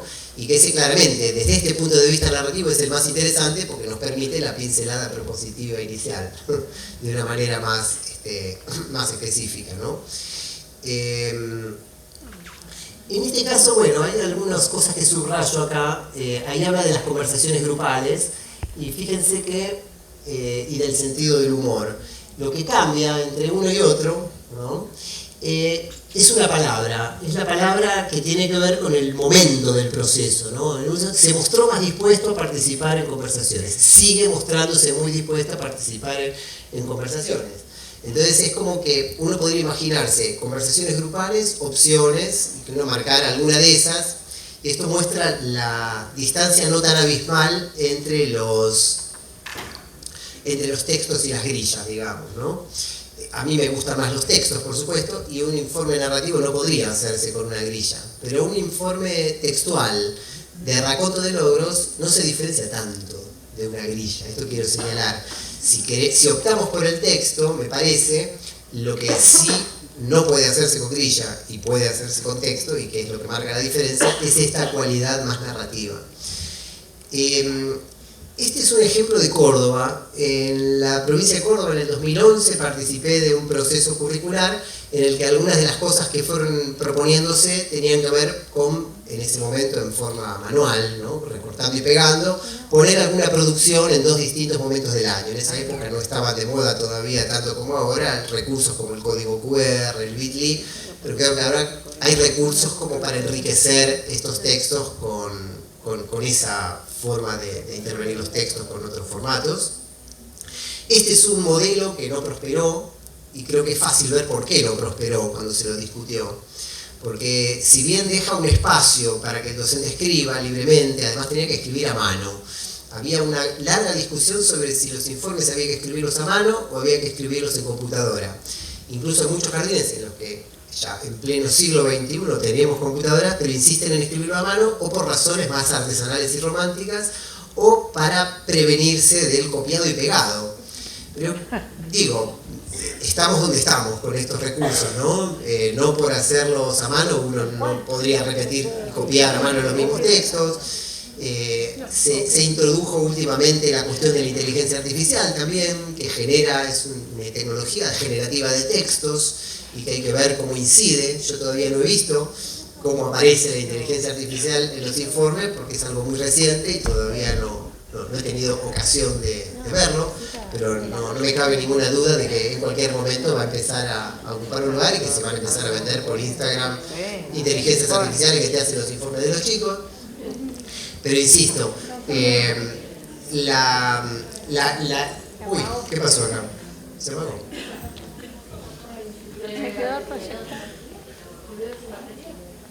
No, la computadora está prendida, lo que se apagó es el proyector. Bueno, mientras se arregla, igual cuento. La existencia, mostraba en esta última imagen, de una serie de afirmaciones en tercera persona y un espacio en blanco, en el que no quedaba muy claro qué más se podría decir en ese espacio en blanco, ¿no? Bueno, justo a continuación iba a mostrar un ejemplo de la provincia de Mendoza. Bueno, este es de la provincia de Mendoza. Fíjense ustedes que el docente tiene que entrar en una plataforma digital y poner puntitos donde corresponda. Si miran un renglón, por ejemplo, comunicación vocabulario, van a ver que se parece un poco al primero que vimos de la escalerita. Es decir, hay una progresión, ¿sí? Esto les pide el gobierno de Mendoza a los docentes de inicial que completen, y después se convierte en los resultados plasmados en calificaciones numéricas para cada uno de los ítems según los puntitos que haya marcado el docente. Esta tendencia, la tendencia a a volver cuantitativo el proceso, es una tendencia muy fuerte, digamos. Cuanto más, digámoslo crudamente, cuanto más neoliberal y de derecha es el gobierno, más se enamora de este modelo, el que estamos viendo acá. Y cuanto más lo contrario, más tiende a abrazar, digamos, una perspectiva más cualitativa, más humanística, más narrativa. En este momento se viene tipo maremoto, y en varias provincias están empezando a aplicarse este tipo de racionalidades, y es esperable que esto crezca. Entonces, todo este elogio de lo narrativo y todo este elogio, digamos, de lo que tiene que ver con el relato pedagógico, hay que decirlo, va un poco a contramano de la época. No obstante, como ya sabemos, los debates pedagógicos no son unívocos, no son transparentes, nunca son blanco y negro. Lo que yo me imagino es que la abrumadora fuerza que está cobrando desde las distintas gestiones estatales. Esta perspectiva hace que también haya una contrarreacción muy fuerte de rescatar los relatos, de subrayar experiencias, como siempre sucede en el marco de las propuestas hegemónicas y las formas de resistencia. Se volvió a... Hay que desenchufarlo y volver a enchufar. Bueno, lo siguiente que quisiera mostrar son, para dejar... Ya terminé de empezar, empecé a seguir, ahora empiezo a terminar. Escuchen las 3 pinceladas narrativas en este ejemplo. Hacia el final de la primera mitad del año comenzamos a desarrollar un proyecto alrededor de bichos, insectos y animales pequeños. Lo hicimos aprovechando el interés de los chicos en una película protagonizada por insectos. Entonces construimos un terrario, observamos cosas en el microscopio y también hicimos juegos imaginativos en los que inventamos especies fantásticas de insectos y otros animales y visitamos plazas y parques. Sofía, ahí terminó la pincelada propositiva. Cuento por qué yo hice lo que hice. Si hay otros chicos acerca de los cuales tengo cosas para decir de este proyecto, ese primer párrafo puede ser idéntico en los informes de esos otros chicos, ¿sí? Ahora viene la segunda pincelada. Sofía se involucró especialmente en los juegos imaginativos y en las producciones gráficas. Inventó, por ejemplo, un león con alas de mariposa al que llamó León Posa y lo dibujó con lápices. Este personaje apareció después en sus intervenciones en otro tipo de actividades. Algunas semanas después de la actividad en la que el personaje apareció, mientras inventábamos un cuento y lo íbamos grabando con pausas con el grabador, Sofía hizo aparecer en el cuento a su León Posa, mezclando en la trama del relato que se venía armando con los aportes del grupo. En este enlace puede escucharse el cuento que resultó de ese juego. Y entonces hay un código QR o un Bitly o algo en el que se puede escuchar 3 minutos de un cuento en el que se escuchan las voces de todos los chicos, incluida la de Sofía, trayendo a su León Posa, inventado en el marco del otro proyecto, ¿no? Entonces, lo que este pequeño relato muestra, de una manera distinta de decir, por ejemplo, es capaz de inventar personajes mezclando animales, que también podría decirlo de esa manera, pero si yo lo digo de esta otra manera, se inserta en un propósito de enseñanza, en un proyecto formativo, y estoy mostrando que lo que hicimos en el proyecto de los bichos después apareció en una actividad literaria. Es decir, que de alguna manera dejó una cierta huella y que ella lo pudo reflotar en otro momento. Otro ejemplo. A veces, y esto tiene que ver un poco con aquello de decirlo feo, decirlo difícil, decirlo malo, decirlo negativo, ¿no? A veces hemos sentido que ante equivocaciones, errores, cosas que no le salían, Sofía se enojaba, a veces bastante. En esos casos queríamos ayudarla a resolver el problema, como armar un rompecabezas más difícil, embocar una pelota de trapo en un aro más lejano, y nos encontrábamos con un enojo que a veces nos desconcertó. Nos quedamos pensando en estas situaciones, en cómo ayudarla a aceptar que hay cosas que aún no le van a salir porque requieren más fuerza, más altura, más habilidad de la que tiene a su edad. Fíjate que en vez de decir, es una cabrona, se enoja cuando algo no le sale. Lo que estoy diciendo es, yo me quedo pensando en eso. Me quedo pensando en cómo ayudarla, en cómo acompañarla. Esto me desconcertó. Hablar en primera persona, lejos de ser un riesgo para la falta de objetividad, es algo que nos protege en el sentido de que lo que decimos lo decimos hablando de nosotros mismos y no solo del niño en tercera persona. Me parece que es más filoso, es más pinchudo un informe con pretensiones de objetividad que un informe con asumida subjetividad en la cual puedo hablar en primera persona sobre lo que está pasando, ¿no? Un ejemplo más, y si les parece, concluimos y hablamos un poco. En este caso hay una... A ver.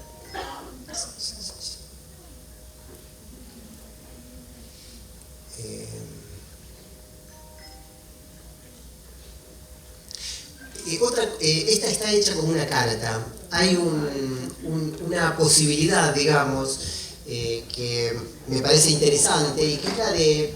Y es más una invitación a los distintos estilos de escritura de distintos docentes que a una variación en lo que es el espíritu del relato pedagógico. Uno podría escribir todo esto de la misma manera y con el mismo criterio, con las mismas pinceladas narrativas, pero en lugar de hablando en el género relato pedagógico más general, dirigiéndose al propio niño como quien le escribe una carta. Pero fíjense que en realidad es lo mismo, es simplemente un recurso literario, ¿no? Otra cosa que me parece importante contarte es que durante este año hicimos varias experiencias relacionadas con el conocimiento físico. Por un lado, jugamos a ser científicos. Esta idea de experimentar, de conversar hipótesis, probar con materiales, fue algo que se instaló en el grupo como una actividad divertida, esperada, que nos hizo pensar. Una de estas experiencias era sobre qué cosas flotan. Trajimos de casa varios objetos, distintos materiales, y los fuimos mirando para ver si flotarían o no. Después, en una palangana que traje a la sala, hicimos la prueba y fuimos registrando en el pizarrón lo que veíamos. Hasta acá, fíjense que estoy contando, hablando en segunda persona, pero lo podría perfectamente decir sin la segunda persona. El hecho de que sea una carta es simplemente un detalle estético, ¿no? Descubrimos, no sin asombro para mucho, que las cosas flotan o no flotan por el material del que están hechas y no por el tamaño o el peso. Investigamos, descubrimos que además del peso que dice la balanza, hay algo llamado peso específico. Vos trajiste un muñequito de madera articulado, de esos que se usan como modelos para dibujar, y un collarcito de metal. Habías pensado que al ser más pequeño y más liviano, el collar flotaría y el muñeco no. ¡Qué sorpresa al ver que era justo al revés! Al día siguiente tu mamá me contó que te lo llevaste a la bañadera y seguiste experimentando. Fíjense que en este relato, escrito como una carta, en esta, digamos, puesta en segunda persona, insisto, literaria, este texto no está dirigido al niño, aunque la elección estética sea ponerlo como una carta, sino que está escrito al adulto, que lo va a leer, y ahí hay otra discusión, que si tienen ganas ya nos quedamos cortos de tiempo, pero lo podemos incluir ahora en este momento de preguntas. ¿A quién está dirigido? ¿A quién es funcional? ¿Qué lectores se presentan en nuestra cabeza cuando escribimos el informe?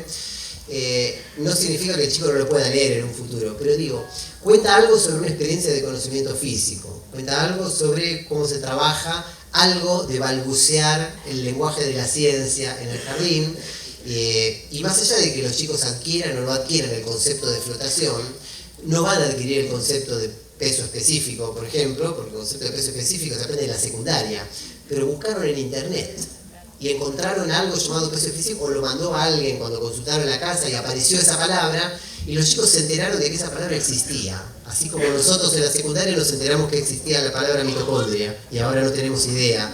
Pero para los chicos conectarse con ese vocabulario ya es algo, si entendemos a los contenidos no como un punto de llegada, sino como una materia prima, como un punto de partida, como un bello y necesario pretexto, como dice Flavia Tedeschi. Bueno, me gustaría concluir esta presentación para dar lugar a la conversación, a las preguntas que les parezca, leyendo un pequeño texto que tiene que ver con mi gusto por terminar siempre leyendo algo literario al final de una clase. Y creo que como esto tiene que ver con la mirada y con la posibilidad de sorprenderse, este texto viene bien. Se llama Los niños siempre nos sorprenden. Y dice así: los niños siempre nos sorprenden. Buen ejemplo de ello es lo que me sucedió en ocasión de viajar a Neuquén a dar unos seminarios hace unos años. En el avión me tocó sentarme precisamente junto a un niño pequeño que viajaba acompañado por su madre. Al chequear el vuelo, lo recuerdo bien, había tenido la precaución de elegir un asiento bien al fondo del avión, que son los que casi nadie elige, con la expectativa de evitar, de ese modo, tener que lidiar con acompañantes inoportunos y estirar un poco las piernas. Al verme entonces frente al niño, con sus cordones desatados, su nariz recién sonada, su juguete favorito entre las manos, y movilizado por la ritualizada experiencia de su primer viaje en avión, se me representaron de inmediato varias anticipaciones posibles de este accidente, límpidas frente a mí, casi como una epifanía. Dos de estas imágenes sobresalían en mi imaginación, una catastrófica, la otra idílica. La anticipación catastrófica, por supuesto, me mostraba el futuro inmediato como una secuencia de llantos, mareos, quejas del niño con su madre, gestos inútiles de consuelo y finalmente, como cosa impecable de todo lo anterior, un vómito explosivo que terminaría con cualquier esperanza de salir ileso de la situación. La anticipación idílica, por su parte, me vaticinaba una conversación reparadora, que inauguraría una de aquellas relaciones entrañables que comienzan con el pie izquierdo y que luego se elevan y se convierten en encuentros memorables, de los que se atesoran toda la vida.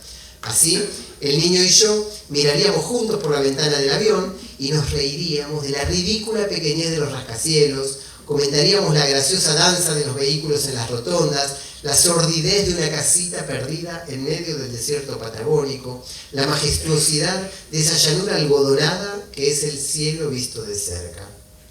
Los niños, sin embargo, siempre nos sorprenden. Y mi compañero de asiento lo hizo, a su modo, quedándose dormido antes del despegue y hasta pasado un buen rato después del aterrizaje, cuando su madre, al ver que ya abrieron las escotillas, dulcemente lo alzó en brazos. Durante todo el vuelo agradecí y lamenté a la vez mi soledad, mi silencio desolado, sin catástrofes ni paraísos. Muchas gracias.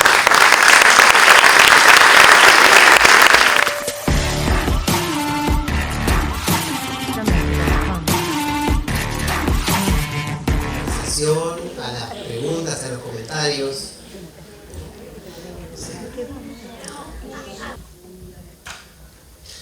A mí me parece que frente a cualquier texto que uno emprende, no solo relatos pedagógicos, informes de los niños, ¿no? Cualquier texto, lo primero que uno tiene que tener más o menos claro es qué quiere decir, ¿no?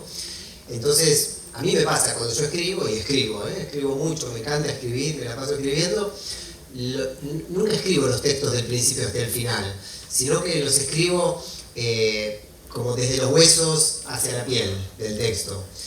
Primero pienso cuál es la lista de cosas que quiero decir en un texto, después le pongo palabras sencillas a cada cosa de esa lista y voy ampliando la lista. Por ejemplo, en este momento estamos escribiendo un artículo compartido con un colega, con un amigo que es Santiago González Vienes, e hicimos eso, nos juntamos a charlar, hicimos una lista de las cosas que quisiéramos que el texto tenga, las escribimos en un drive, y entonces nos metemos al mismo tiempo, cada uno tiene tiempo, durante un par de semanas que nos dimos ese plazo, y cada uno en cada título agrega subtemas, ideas sueltas, citas bibliográficas que están relacionadas con ese tema, pero todavía no redactamos nada.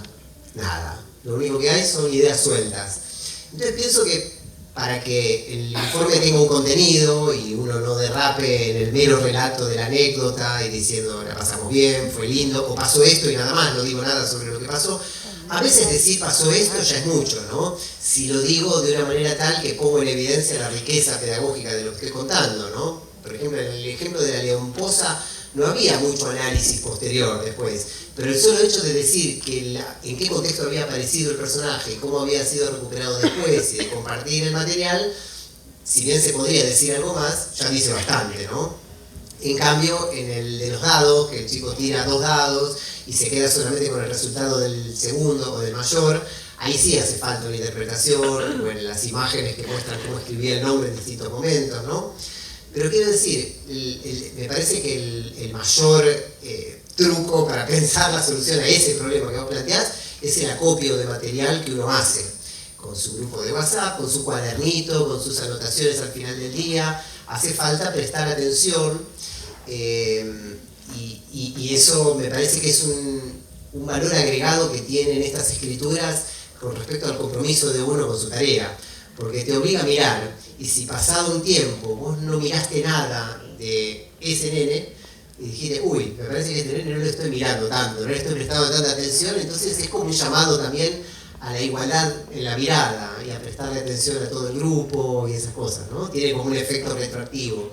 Incluso si los informes después salen mejor o peor o se valoran o no, ya el solo hecho de escribir un poco sobre cada alumno nos obliga a sacarle punta a la mirada, a pensar más en ellos, a tenerlos presentes, a ejercer el cuidado y la enseñanza de una manera más intensa, ¿no?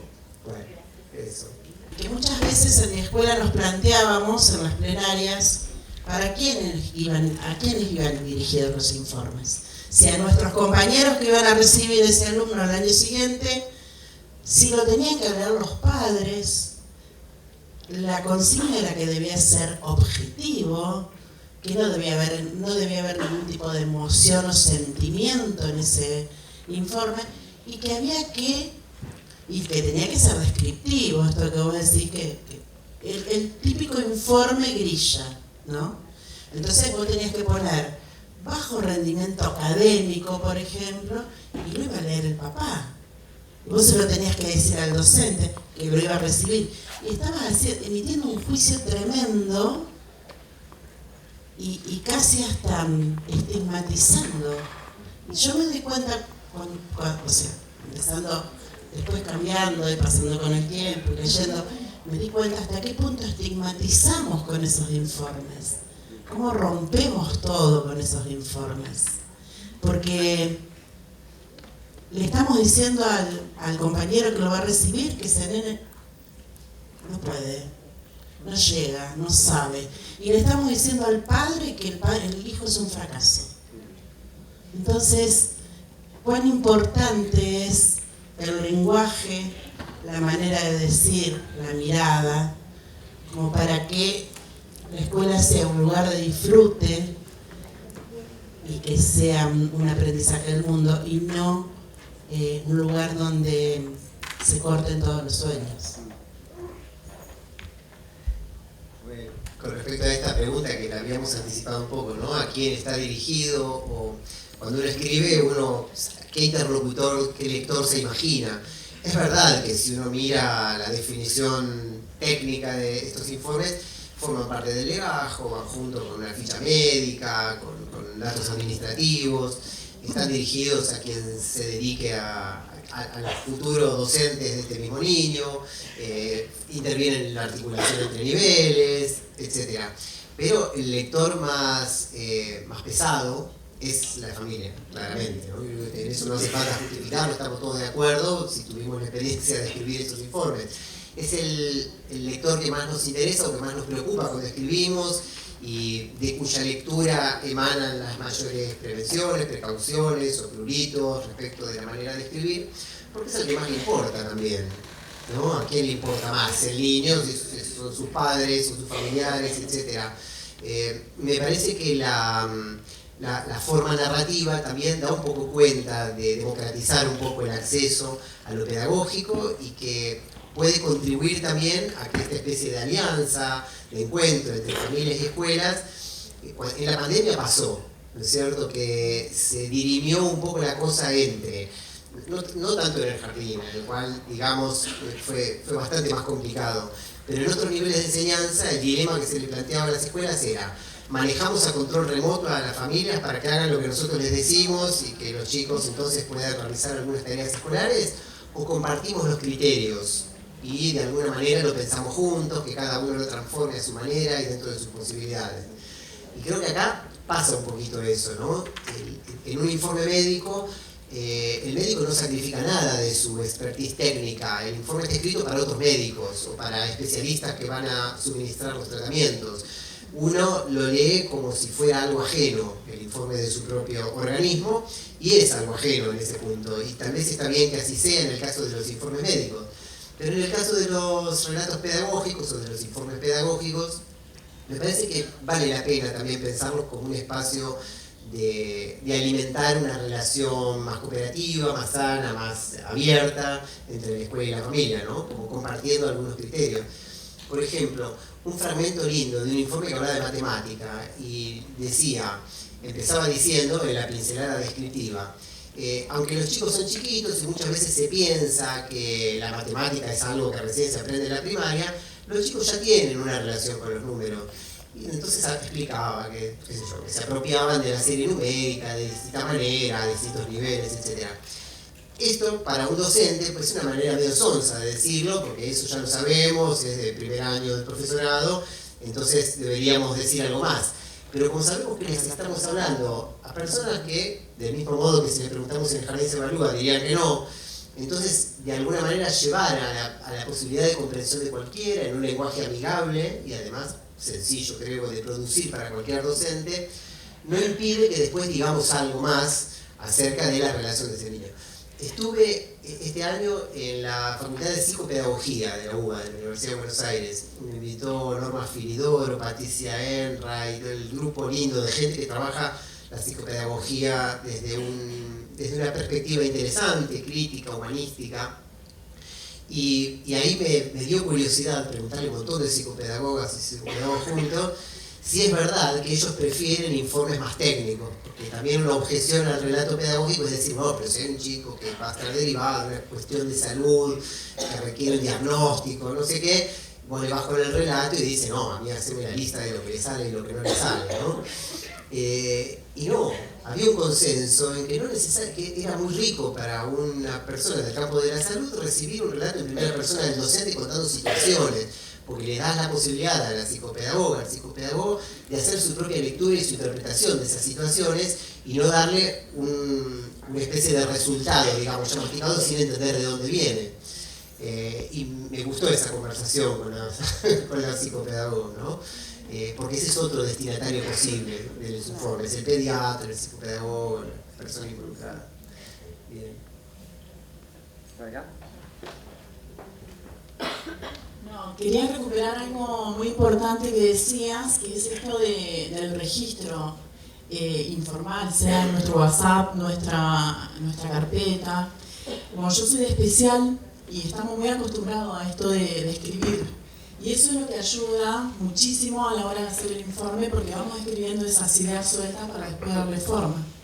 Y tiene que ver también con esto de que nos permite, o sea, no es que sacamos la mirada muchas veces de los chicos, sino que esta actividad tediosa para nosotros de tener que escribir nos permite ajustar también esa propuesta y, como decía la compañera, poder ajustar al contexto también y no estigmatizar a ese niño porque por ahí en otro contexto él puede llegar a ese contenido o usar ese contenido para esa meta. Entonces, bueno, ni hablar cuando hay chicos en proyecto de inclusión, que hoy en día es una de las dificultades el poder evaluar, ¿no? Pero bueno, es un trabajo colaborativo entre la docente especial y la docente de nivel, pero bueno, es un encuentro que es también otro proceso muy complejo de poder evaluarlo en ese contexto totalmente diferente, pero que bueno, que le da el derecho también a aprender junto con otros compañeros. Sí, está bueno, ¿no? El subrayar esta necesidad, esta conveniencia de un registro lo más sistemático. Bueno, la cartulina a la que yo hacía referencia antes un poco tiene la ventaja de que es un registro sistemático, más allá de que sea un cuadradito y uno ponga así, ¿no?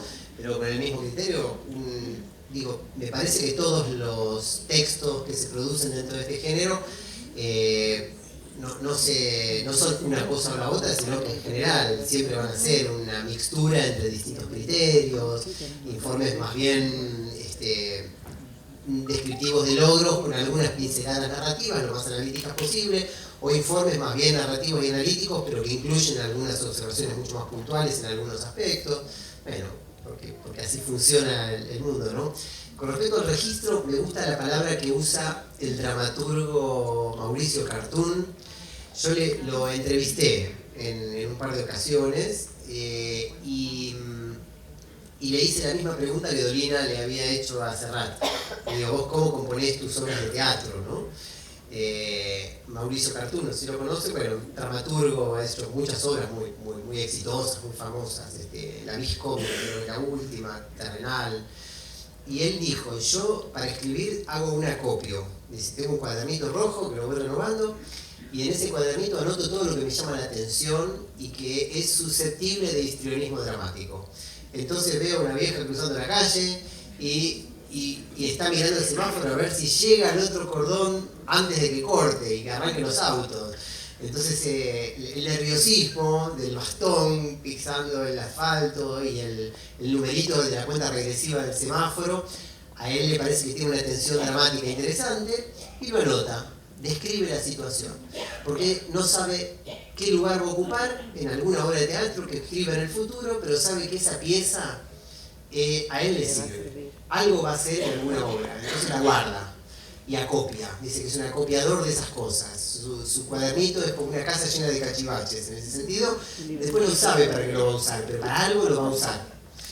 Y me parece que hay que proceder como Cartoon para hacer un registro, un acopio. Hay dos nenes jugando con una canción y uno no los deja pasar, lo anota en el cuadernito rojo.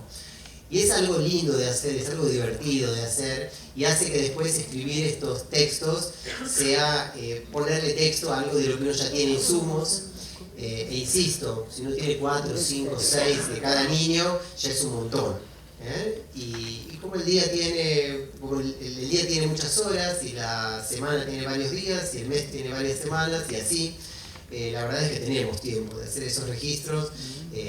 Si lo hacemos además con ayuda de algunas herramientas tecnológicas de registro que hacen que la tarea sea más fácil, pero bueno, eso es muy personal. Algunos prefieren los cuadernos, otros los celulares, qué sé yo. Bueno. Hola, buenas tardes. Yo quisiera hacer una consulta. Cuando, recuperando un poco de todos estos conceptos que vemos, como dijo la compañera, ¿qué es lo que nosotros ayer escribimos este relato? A veces cuando escribimos como docentes tenemos una mirada distinta cuando, por ejemplo, recibimos los informes de nuestros propios hijos. A mí me pasó la situación en lo personal de que evaluar las emociones de mi hija, que no sé si hasta qué punto, cómo las podemos evaluar, si se evalúan las emociones todavía, me queda la duda al día de hoy. Porque, por ejemplo, mi hija era feliz porque reía, corría, se divertía, pero al mismo tiempo era indiferente porque no tenía una relación con sus padres o transgredía límites. Cuando pregunto, porque era un poco confuso lo que se me decía, era indiferente porque no tenía una mejor amiguita con quien salir al patio.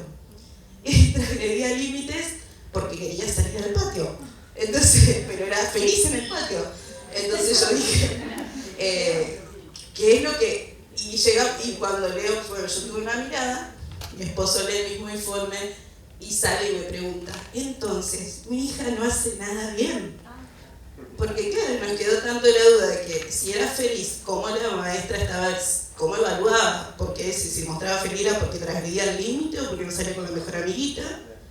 Y al día de hoy, entonces yo como docente me digo, evalúo, no evalúo, ¿qué es lo que evalúo? Se evalúan las emociones. Y esto también de cómo nos paramos, tal vez de cómo escribimos como docente, a cómo recibir, a cómo pensar en eso que queremos expresar hacia las familias.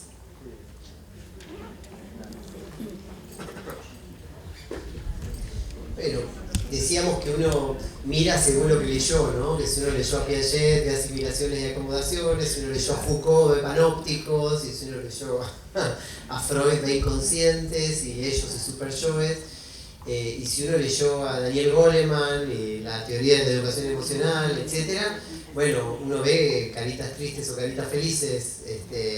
Quiero decir, hay algo, ¿no?, de esa teoría de la educación emocional que está muy de moda en este momento y que, insisto, también forma parte, digamos, de estas tendencias más cuantitativistas, porque la grilla que veíamos de Mendoza, por ejemplo, incluía habilidades socioemocionales basadas un poco en estas teorías que, digamos, bueno, no quiero hacer nada muy panfletario respecto de eso, pero digamos, es una realidad más o menos constatable. La teoría de la educación emocional tiene su origen en el mundo de las empresas, nace, según los que historizan las emociones, etc. Hay una autora de referencia que es Eva Illouz y Edgar Cabanas. Ellos escribieron un libro muy bonito que se llama Happycracia, o sea, como decir democracia, pero happy de feliz en inglés, ¿no? Como decir, o sea, algo así como el imperio de la felicidad, algo así, ¿no? El gobierno de la felicidad. Y en Happycracia, que es un libro que ustedes tienen en el texto del que hablamos, que les comenté al principio, ellos plantean un poco toda esta historia de la psicología positiva, su origen en las fábricas de Henry Ford, a principios del siglo pasado, recuperan la figura de Elton Mayo, el psicólogo asesor de Ford, que veía cómo hacían para que fueran más eficientes los empleados, y lo convencía, junto con Taylor, el otro gran asesor famoso de Ford, de que la manera no era explotarlos más y que se sintieran bajo el yugo de la explotación, sino convencerlos de que estaban siendo beneficiados con gestos, digamos, que los hacían más felices, que se autoexploten un poco. Bueno, Amazon, Toyota, etcétera, lo habrán llevado al extremo con las cabinas de mindfulness y todas esas cosas. Digo, si investigamos un poquito desde una perspectiva crítica, veremos rápidamente que la educación emocional lleva a la escuela un criterio muy empresarial y que viene a ocupar el lugar blando de la administración de disciplina. Es un método de límites, de control disciplinario, pero que en lugar de ser punitivo, es de alguna manera, combina un poco estos mecanismos de eficientización de los trabajadores en las fábricas o en las empresas, y lo combina con algo New Age, de clases de yoga, de meditación, etc. Se ha puesto de moda, también es una de las cosas más criticadas de los enfoques neoliberales en educación. Uno lee, por ejemplo, a Ana Abramowski en Argentina, o a Norma Filidoro, o uno lee a Rodrigo Zavala de Carvalho en Brasil, o uno lee a cualquiera de los a Rose en Inglaterra. Van a encontrar en todos los idiomas y en todos los países críticas muy encendidas al enfoque de educación emocional, por esta cuestión de que pretende evaluar, estandarizar, así como habla del coeficiente intelectual, se hablaba, bueno, ya está muy criticado, pero también está muy reivindicado desde ciertos enfoques, se habla de coeficientes emocionales también, ¿no? Siempre en función del funcionar y no del existir, siempre en función del rendimiento y de la adquisición y no de ampliar el mundo, ¿no? Entonces, bueno, nada, yo no, según lo que uno leyó, lo que uno escribe. Evidentemente la maestra de tu hija, y leer los informes de los propios hijos siendo uno docente, imagínate para mí, lo que es leer los informes de mi hija de jardín. Ahora agradecí cuando entró a primer grado porque yo no tenía. Pero pensaba que el sufrimiento de la maestra, que tiene que escribir un informe para que lo lea yo, le dije que me encantó. Porque ella sabía la maestra que yo estaba investigando estos temas. Bueno, yo quiero agradecer personalmente porque apenas surgió la propuesta de poder traer a Daniel acá. Ustedes saben que él vive en Buenos Aires, está en plena semana vacacional todavía, tiene una niña pequeña y bueno, con esa generosidad que tienen y la humildad que tienen los que saben y los que transmiten saberes, él accedió a venir estos 2 o 3 días que le quita a su hija de vacacionar con ella. Así que le vamos a dar un fuerte aplauso.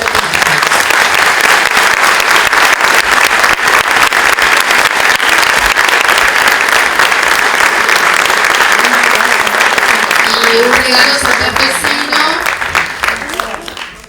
ese que te va a encantar. Y yo, si querés abrirlo, no hay problema, total hasta el sábado está en Rosario.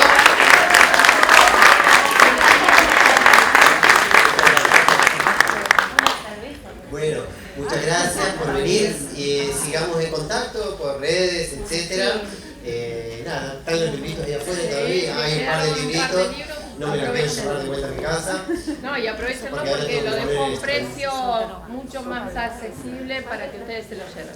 Bueno, y si quieren, al final de la semana, el viernes, publico en Instagram o en Facebook una fotito de acá con la gente de AMSAFE, y de los comentarios seguimos si tienen ganas conversando. Gracias a todos y a todas por